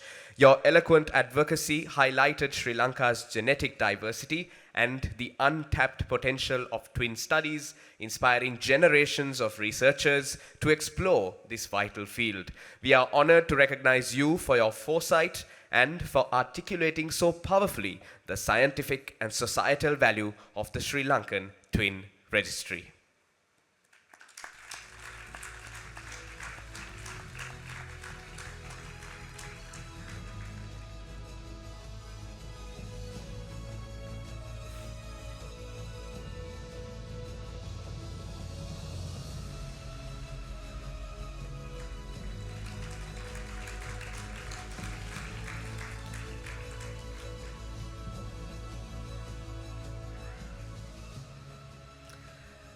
And last but certainly not least, it is with deep gratitude that we acknowledge Professor Jaakko Caprio, a towering figure in twin research whose visionary contributions have shaped the field globally.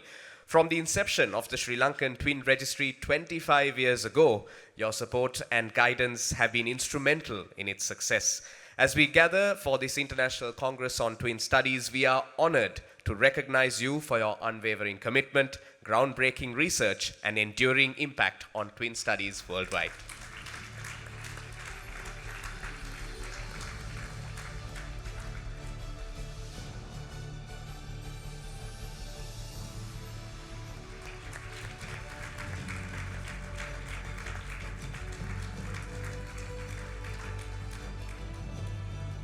We would like to thank all four of these distinguished gentlemen and of course our chief guest and Professor Sumati Pala for handing out the tokens of appreciation.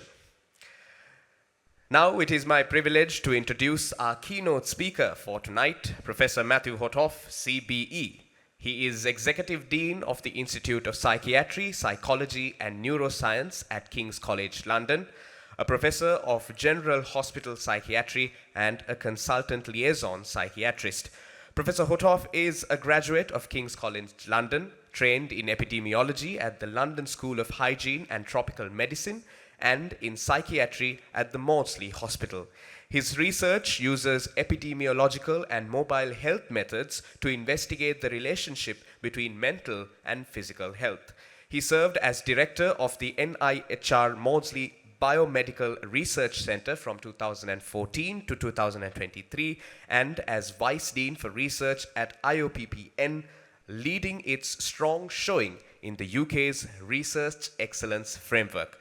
Professor Hotoff is an NIHR Senior Investigator, a Fellow of the Academy of Medical Sciences, and was awarded a CBE in 2018 for services to psychiatric research. Importantly, he is also a co-founder of the Sri Lankan Twin Registry, playing a pivotal role in its establishment and long-term sustainability. Ladies and gentlemen, please welcome Professor Matthew Hotoff for the keynote address on our Congress theme, Twins in Science and Society, Bridging Multiple Frontiers. Thank you very much. And thank you for the honor of giving this keynote. I also, excuse me, I'm just fiddling with my It's been an absolute pleasure over a long time having a collaboration in Sri Lanka, and I hope that what I say has some resonance with what Atula Samatapala was saying earlier on about the nature of collaborations and how important it is to get them right. Now, Atula gave me a very grandiose title for my talk, and I spent a bit of time scratching my head, and I'm a psychiatric epidemiologist. I'm not really a twin researcher. I do stuff using mobile health and registry data to try and understand the relationship between mental and physical health. So I've snuck in a changed title, which is how I became a twin researcher and what I learnt. So I'm going to talk a little bit about the story, the journey we went on with the Sri Lankan twin study, and then a bit more about the process of the research, and I guess also some of the results. I'm not going to dig too much into the details of the studies because it's getting late, and then a few more general remarks at the end. So Atula's already shown a picture of this place. It's the Institute of Psychiatry, Psychology and Neuroscience canteen, and all good collaborations start over a meal. All good research starts with good collaborations. And Atula and I were training at the same place. We sat down and had lunch, and he told me that there was a twin study happening, and I was interested for a number of reasons, which I'll go into in a moment. But the National Twin Registry of Sri Lanka had already become established, and he was inviting me really to try and think about ways in which we could start using this resource or build on that resource to think more about how one would do that. Well, you can't do anything in science without funding, and we went along to the Wellcome Trust. It didn't look like that in those days. It was in the building next door, but things were easier actually in about 2000 than they are today, because I remember going and seeing a program officer at the Wellcome Trust and saying, could we have a bit of money so we could just start establishing this collaboration? They said, yes, how much do you want? Which is not normally how grant funders deal with you.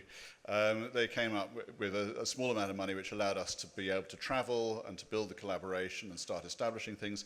And then we got a larger amount of money to be able to set up the study, the first bit of the study in about 2001, 2002. And this led to some of the work I'm going to talk about. Now, Atula mentioned a really key problem with health research and research generally, which is this, the 10-90 divide. And I'm just going to dwell on this for a little bit because I think it's really important. These were the studies, I'm not citing one of Atula's paper, I'm citing a similar paper, which was from 2001, about the time when I got involved, about the time when the Twin Registry was being established. And what you see there is a very stark finding that of psychiatric or mental health publications, the vast majority of those publications come from high-income countries, from countries where the resources are relatively plentiful for doing research. And if you look at low and middle-income countries, it's absolutely minuscule, the amount of research going on, and yet the population of the world would be flipped if you looked at it the other way. So this is a huge problem. And it's a problem which I'm afraid isn't getting better. And it's not getting better partly because of government decisions being made about funding, both in the USA and in the UK, which is actually restricting the amount of money which leaves very wealthy industrialized countries and allows that money to go into research in lower income countries. So it's a real problem which we have to keep on pushing it back, because I think one of the things you learn about a meeting today, what you've heard about from some of the things from the Honourable Minister, from His Excellency, is the importance of these international collaborations for actually building research infrastructure and the benefits which can come from that. And just to drive that point home, some of our colleagues from Finland, Kari and Jaakko have built a wonderful collaboration of twin studies from around the world to try and bring the data together in this sort of spirit of international collaboration. But when you look at where the twin studies are, most of them are either in North America, in Europe, in East Asia, affluent parts of East Asia, in Australia and very few in the global south, Southeast Asia, South Asia, Africa, South America. One of those little dots, of course, is the Sri Lankan study. So it is a really serious problem. But it's a serious problem for all sorts of reasons, not only about the sort of injustice about the resources going into research. It's also serious, I think, for twin studies, because I've always been influenced by the idea of twins being able to tell you something about the interplay between genes and environment and the importance of that. But if everyone's living in very similar environments, what does that do to your estimates of the impact of environments on, or the impact of heritability? Someone who was very influential to me early on in my career was Geoffrey Rose. He was a noted British epidemiologist who wrote a lot about population health. And one of his comments was that if everyone in a population smoked cigarettes, lung cancer would look completely genetic. And so the variability of environmental risk factors really does matter. And of course, you see in Sri Lanka poverty and affluence side by side.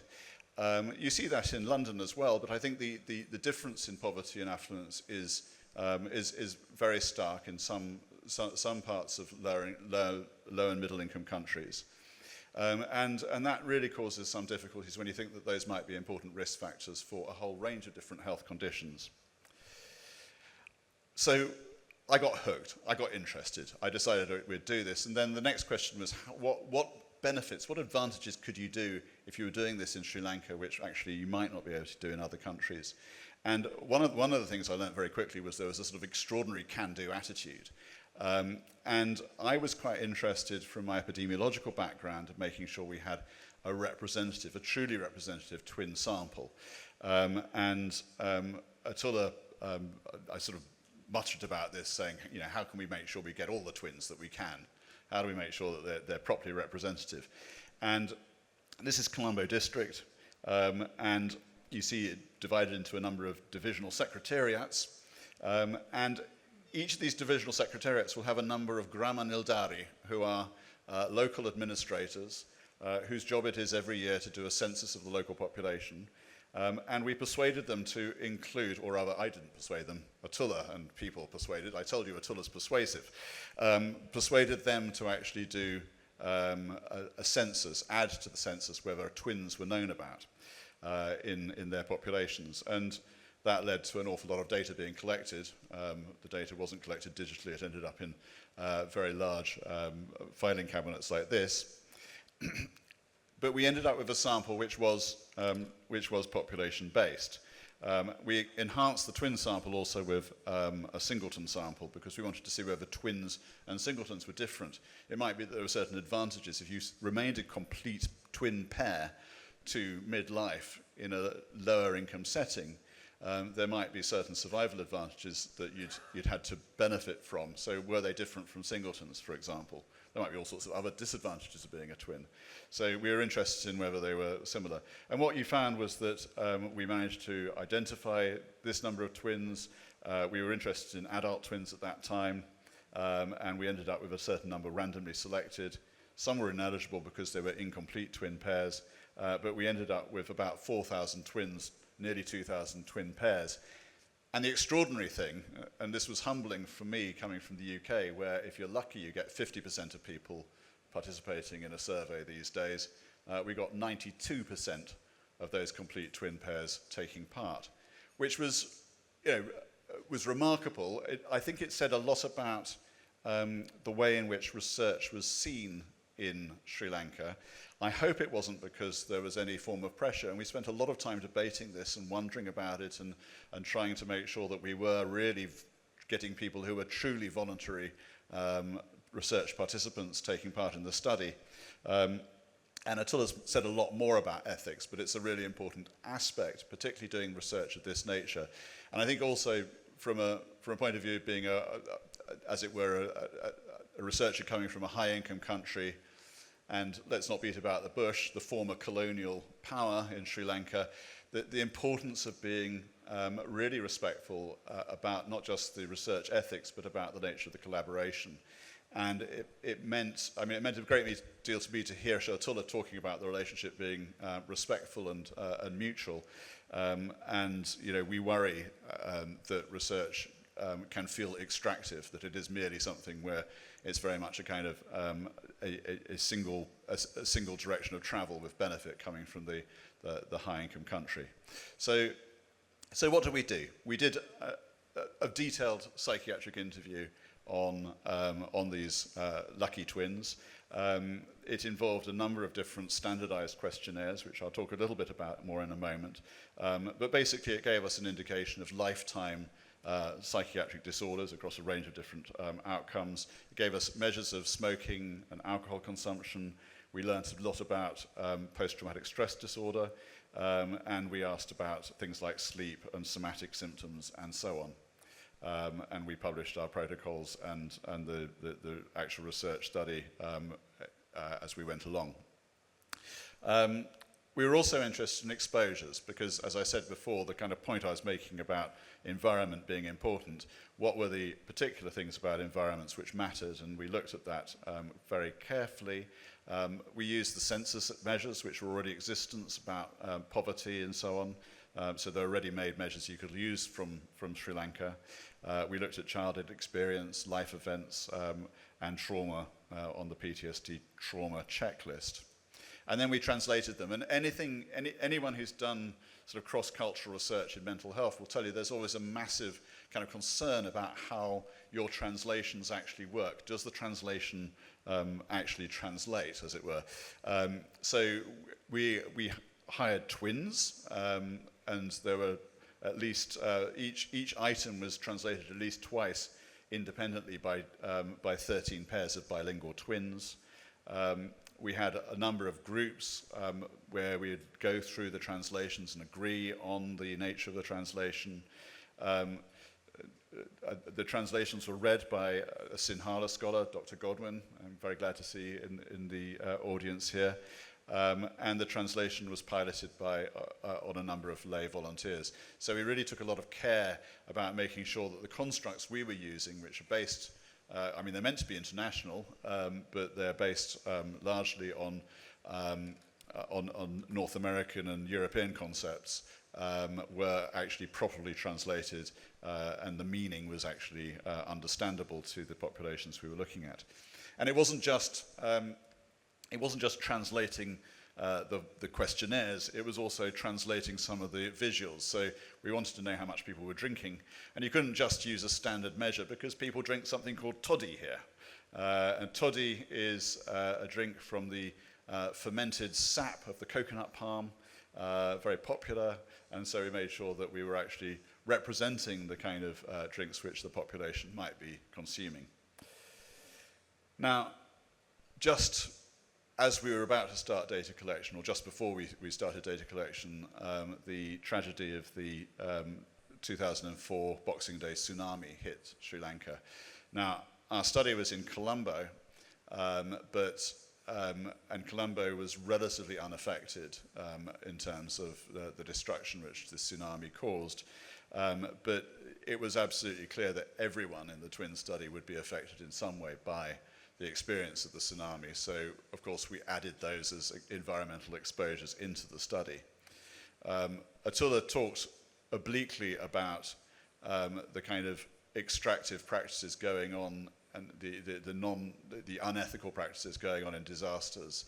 And it was quite sobering at the time of the tsunami, hearing about some of the things which were being kind of imposed on Sri Lanka. I remember Atullah's indignation that a group of counsellors had come from another country wanting to offer counselling without much sort of consent or understanding of the local cultural issues, and actually without any understanding of a local language. So they were kind of more than useless. And there were some research practices also which felt extractive and difficult. Another topic of difficulty, of course, was that this was a time when the conflict in Sri Lanka was still very much active, and you drive around Colombo and be stopped at multiple roadblocks. The population was facing a very significant ongoing conflict, which was again impacting people's lives, and therefore again we were making sure that our questionnaires were taking account of that and being able to ask questions which are relevant. We trained our research team very carefully, and it was a really fantastic group of researchers. I think we were privileged to be able to train up, and these were mainly people who'd been through secondary school. They were sort of A-level level researchers, and I hope they got a lot out of it. I think there were a lot of examples in which we were able to sort of support people going on to the next stage of their career off the back of what we had done. And over time, the data flowed in, again, not digitized, and looking rather like this. And this was sort of the results of interviews on about 4,000 twins. And we, of course, published. Now, I'm not going to go over all our results, you'll be glad to know, because I know I'm what, between you and refreshments. But as Atula's already said, there's lots of different results which we did publish. And I'm just going to focus on a couple. So I was interested in depression, and we were looking at lifetime depression. The first thing to say is the prevalence of lifetime depression in Sri Lanka was remarkably low, which made one wonder about how well the instruments were translating into local context. But we did our twin study using the full definition and a sort of abbreviated definition which took out some of the more stringent criteria. But what we found, sort of backing up the idea that actually things might not look so heritable or might look different in terms of heritability in a different country, is that for female twins, you saw what you might expect, that the concordance, this is the sort of correlation between twins in terms of whether they've got the trait or not, and the concordance for monozygotic female twins was relatively high and much higher than it was for dizygotic female twins. So this is the nub of what twin studies do. They're looking at the difference between monozygotic and and dizygotic twins. But for men, there was really very little difference between monozygotic and dizygotic twins, and the full models we had, the heritability in depression for men was actually more or less negligible at about 4%, whereas women, it was about 61%. So maybe something was going on. The sample's a bit small. The confidence intervals I've not given you, but they're quite wide. How much do you make of that? But it leads on to a sort of question about environmental exposures and what might be going on in terms of the environmental exposures which were experienced. So we then looked at that in terms of the etiology of associations between depression and measured environments. Now, any twin researcher here will be familiar with this, but just let me explain to those who aren't. The idea that environmental risk factors might be heritable. So there are certain things, for example, like life events, where your genes might mean that you're more likely to experience certain life events. Can you tease that out? Well, we tried. And this slide is heavy on data, and I won't spend too long on it. The next slide is a bit easier to understand. But fundamentally, for men, there are a couple of environmental risk factors which were absolutely having their impact via an environmental route, which implies that if you were to change that environment, you might actually have an impact on the prevalence of the disorder.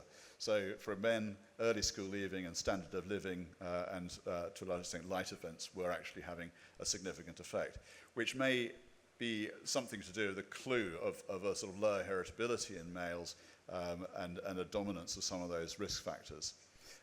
So this was a way of being able to tease out some of those findings. We went on to do a second study, COTAS-2, and COTAS-2 tried to really get to getting the interface between the mental health measures and a range of physical health measures, and the physical health measures particularly on a number of anthropometric and clinical outcomes, including a range of cardiometabolic risk factors. And you'll see the numbers of twins we got there. We actually managed to have pretty good continued participation in our study. The prevalence of these cardiometabolic risk factors was pretty high. If you look here, it's BMI defined as a BMI of less than 23, so that is a pretty stringent one, but it's a measure which has been used in South Asian populations. And you'll see that some of these percentages are pretty high for example, central obesity or dyslipidemia. And then on the right, you can see the ACE models. This is work which from Jaywira and Helena Zavos here, where you can see, again, a very heavily genetic component of many of these cardiometabolic risk factors. So we learnt a lot. I'm not going to carry on going on over that much more. One of the papers we tried to publish, which got me absolutely no friends at all, was one where we suggested that the metabolic syndrome didn't exist at all, because when we started to partition off the different components of metabolic syndrome, they really didn't seem to meet and come together as one might expect. But I want to say a few more things about what I learnt, other than what I've said already about the importance of these kinds of collaborations and how to make them work. One of the reasons I think the 1090 divide exists is because some of the journals we submitted to, I think, were fundamentally racist in their approach. And I don't often say things are racist unless I really feel strongly about it, but I found some of the desk rejections we got was simply you could be read as saying, we're not interested in this population. This is an international journal, but we are just not going to give you, even the benefit of getting peer review. And I found that quite extraordinary as an approach. And it's something we came across a number of times.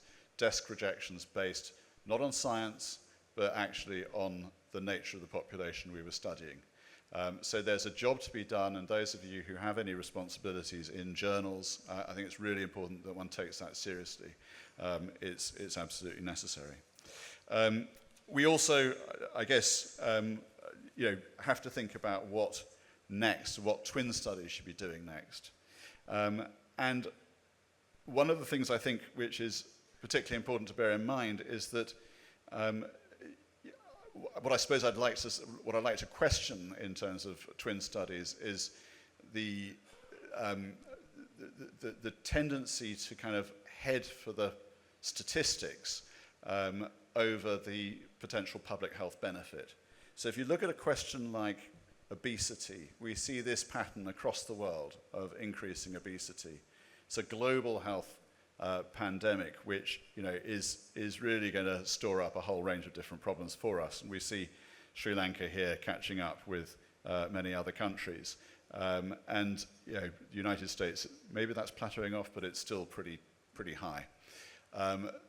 We have these sorts of environmental, something going on in an environment which really does matter in terms of how we approach it. And I suppose my question is, what can twin studies do to try and tease out how one can actually reduce risks in those populations? And I suppose what I'm calling for is greater use of kind of discordant monozygotic twin studies, causal pathway studies, and so on, to be able to actually identify risk factors which might actually be tractable to interventions.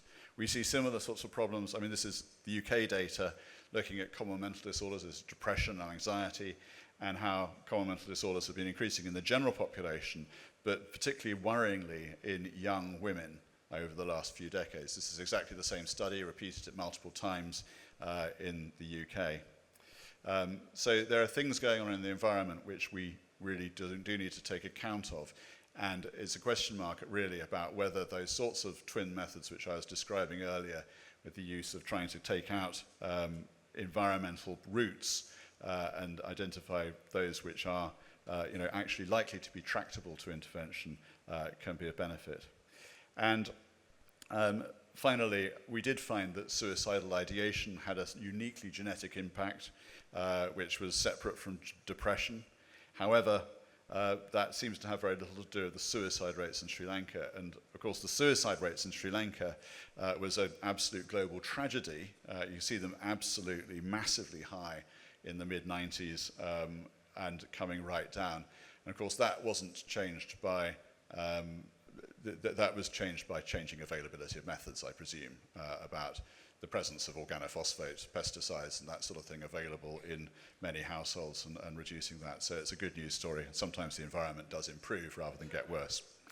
So I'm going to finish off by thanking the many collaborators. This represents the hard work of a number of study staff who used up an awful lot of boot leather getting around, and to recognize the collaborations from the IRD, the many collaborators at King's College London, and other collaborators, including University of Sydney, who've been involved in the COTAS study. And finally, really to sincerely thank the organizers here for the opportunity to give some of these findings and reflections, and to thank Atullah for many years of research collaboration. Thank you all.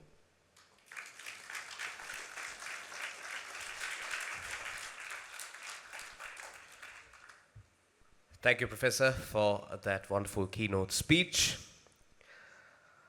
Our final cultural performance is up next, and it is a fusion creation. It is a celebration of creativity, heritage, and twin identity. It reflects the principles of community engagement and involvement that underpin this very Congress. Please enjoy this dynamic finale.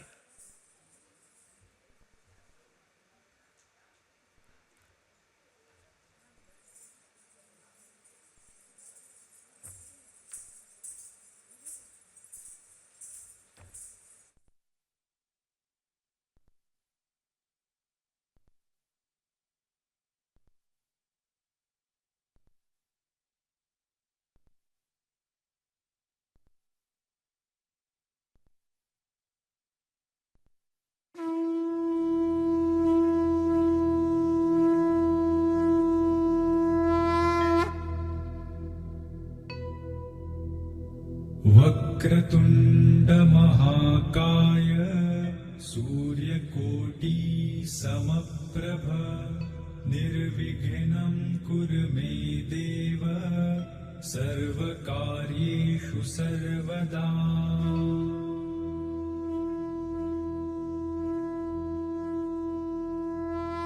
गणनायकाय गणदैवताय गणाध्यक्षाय धीमहि गुणशरीराय गुणमण्डिताय गुणेशानाय धीमहि गुणातीताय गुणाधीशाय गुणप्रविष्टाय धीमहि एकदन्ताय वक्रतुण्डाय गौरीतनयाय धीमहि गजेशानाय भालचन्द्राय श्रीगणेशाय धीमहि तम्नन तानेन तानेन ताम दैतन तानेन तानेन ताम तम्नन तानेन तानेन ताम दैतन तानेन तानेन ताम।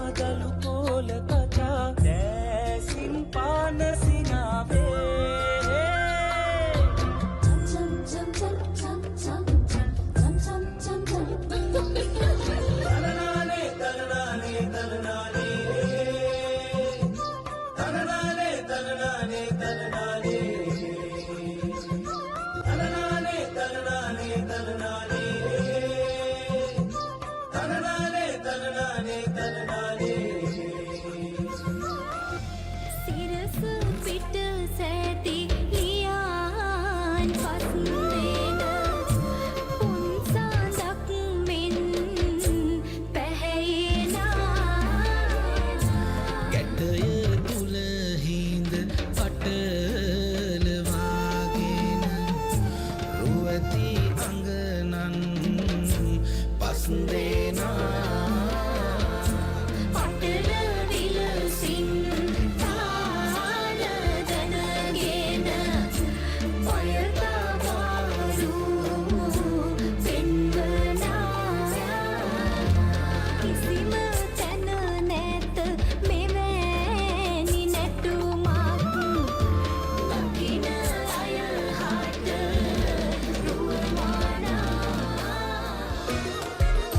some beautiful women that come with the season. Dressing in sorry, she might be the reason. Call her my Keller, the skin tone is cinnamon. Riding the train up to Ella, we even. Repping the country, been put on the map, and there's no need to cap that. I'm king like a Caesar. Penning it bluntly, I'm whipping it, tracking. There's no need to lack that. My chain like a freezer. Hey, Sri Lanka back like we never left. Prince hold it down when he on the west. Violence the music, you know the best. Tattoo the line all on my chest.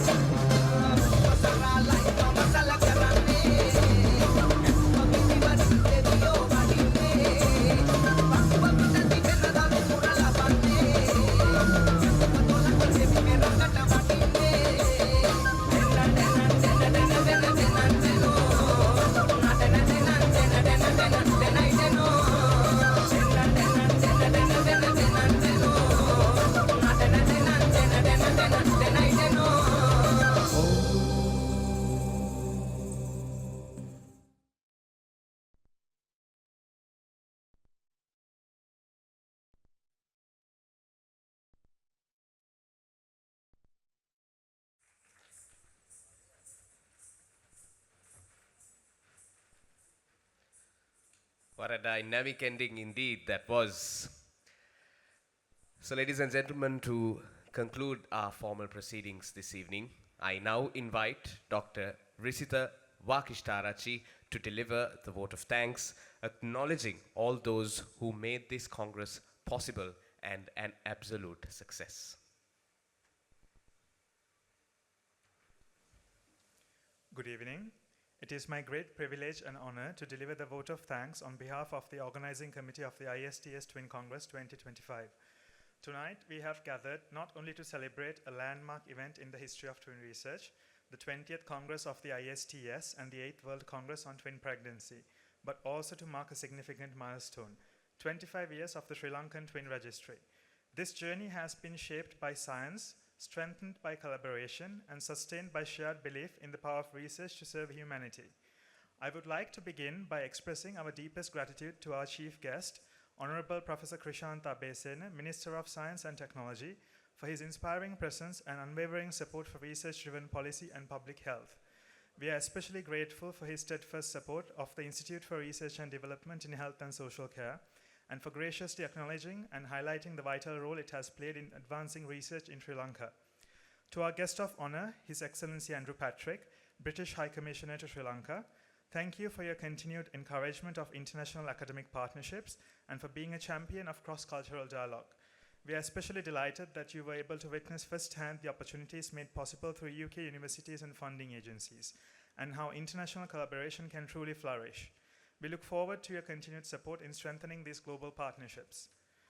A heartfelt thank you to our keynote speaker, Professor Matthew Hotoff, and our other speakers, Professor Nancy Siegel, Professor Jaakko Caprio, Professor David Tarnoki, and Professor Atula Sumithipala for your intellectual generosity and for continuing to lead by example in advancing global science. To our performers, especially the twins who shared their talents with us tonight, Thank you for making this celebration so uniquely meaningful. You reminded us that science is not only about data and design, but about people, identity, and culture. You made this evening unforgettable. I must also thank the organizing institutions, the Institute for Research and Development in Health and Social Care, and the Sri Lankan Twin Registry, and our many collaborating universities and partners worldwide for making this event possible. I would like to thank the following collaborating institutions: the International and European School of Perinatal, Neonatal and Reproductive Medicine, the International Council of Multiple Birth Organizations, the International Society for Twin Studies, and the Twin Research and Human Genetics Journal. Next, I would like to thank our supporting organizations, the General Sir John Kotalawala Defence University, particularly Dr. Charita Nanayakar for their support, the Perinatal Society of Sri Lanka, the Asia and Oceania Federation of Obstetrics and Gynecology, the Sri Lanka College of Pediatricians, King's College London, and Keele University. I would also like to thank the Sri Lanka Convention Bureau for endorsing and supporting this event. My thanks as well to our official partners, our official airline partner Sri Lankan Airlines, the official event partner Global Events and Convention Services, the official hotel partner Cinnamon Hotels and Resorts, official technology partner Wise Global, official travel agent Jetwing Travels, and official banking partner Bank of Ceylon. I would also like to extend our sincere appreciation to our sponsors whose generous support helped make this event possible: Hemsons International, Derana Marketing Services, Vijay Gems, Avon Pharmachem, Biomedite, and of course a heartfelt thank you for the generous contributions from personal well-wishers whose quiet support has meant so much. To our international guests from over 32 countries, thank you for joining us in Colombo. Your presence here is a testament to the power of scientific collaboration across borders. I would like to take this moment to acknowledge the silent yet vital contribution of the support staff, volunteers, and the organizing committee. Your work behind the scenes ensured every detail tonight ran smoothly. Let us also express appreciation for the mothers and fathers of twins who were beautifully honored in song tonight. The stories and sacrifices are part of what gives this research its heart and its relevance. Once again, a special thank you to the entire staff of the Institute for Research and Development. Over the past year, all of you have worked late nights, early mornings, and everything in between to make this event a success. Your dedication is deeply appreciated. Finally, let me say this. As we celebrate the past and the present of twin research, let us also look ahead. The journey of the Sri Lankan Twin Registry is not over, it is only entering a new phase. Let this Congress be a springboard for deeper partnerships, richer insights, and above all, research that uplifts lives. Thank you once again for being a part of this historic event. An event of this magnitude could never have taken place without the commitment of an entire team. I would also like to thank Mr. Kamal from Global Events and Mr. Rasika for organizing the audio and visual aspect of this conference. In this spirit, I would now like to invite everyone from the Institute for Research and Development, our permanent staff, part-time members, research associates, and international collaborators to please come forward and join us on stage.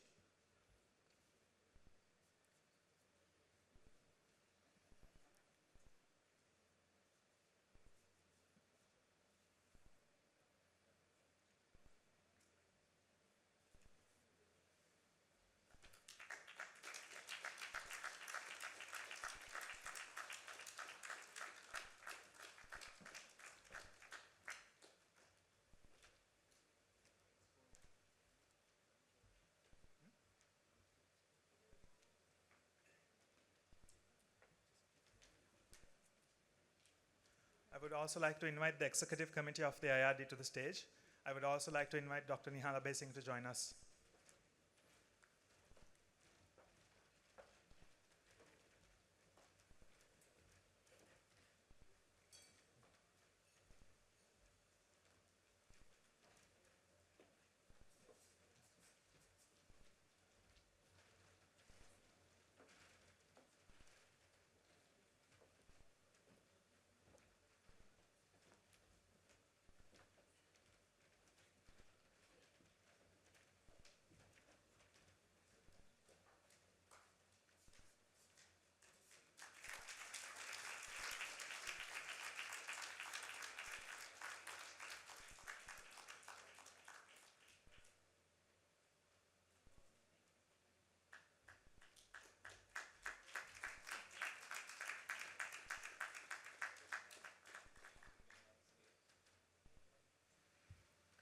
So Professor Sumatipala, out of the goodness of his heart, has decided to reward you for all those long nights, early mornings, and the past year of work that you have put in by letting you unwind in a trip to the south of Sri Lanka. So it's a well-deserved break for all of you. Ladies and gentlemen, can we have another round of applause for all of the hard work that they have put in over the past year to bring this Congress to life?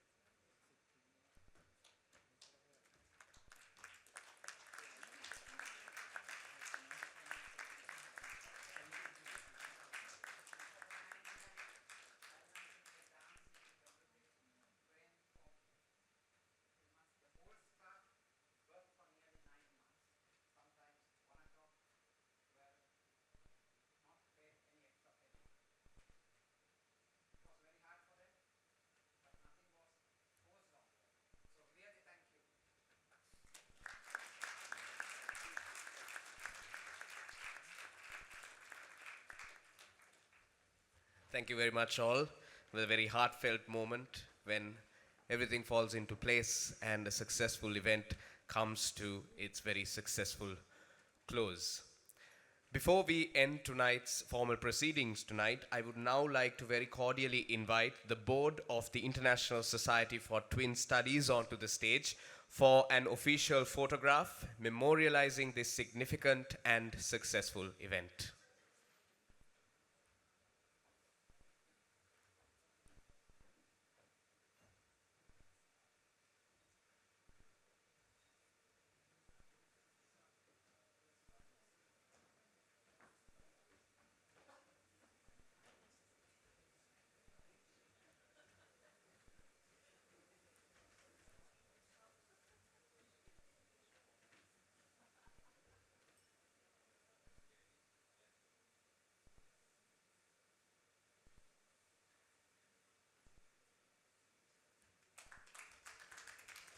Thank you very much.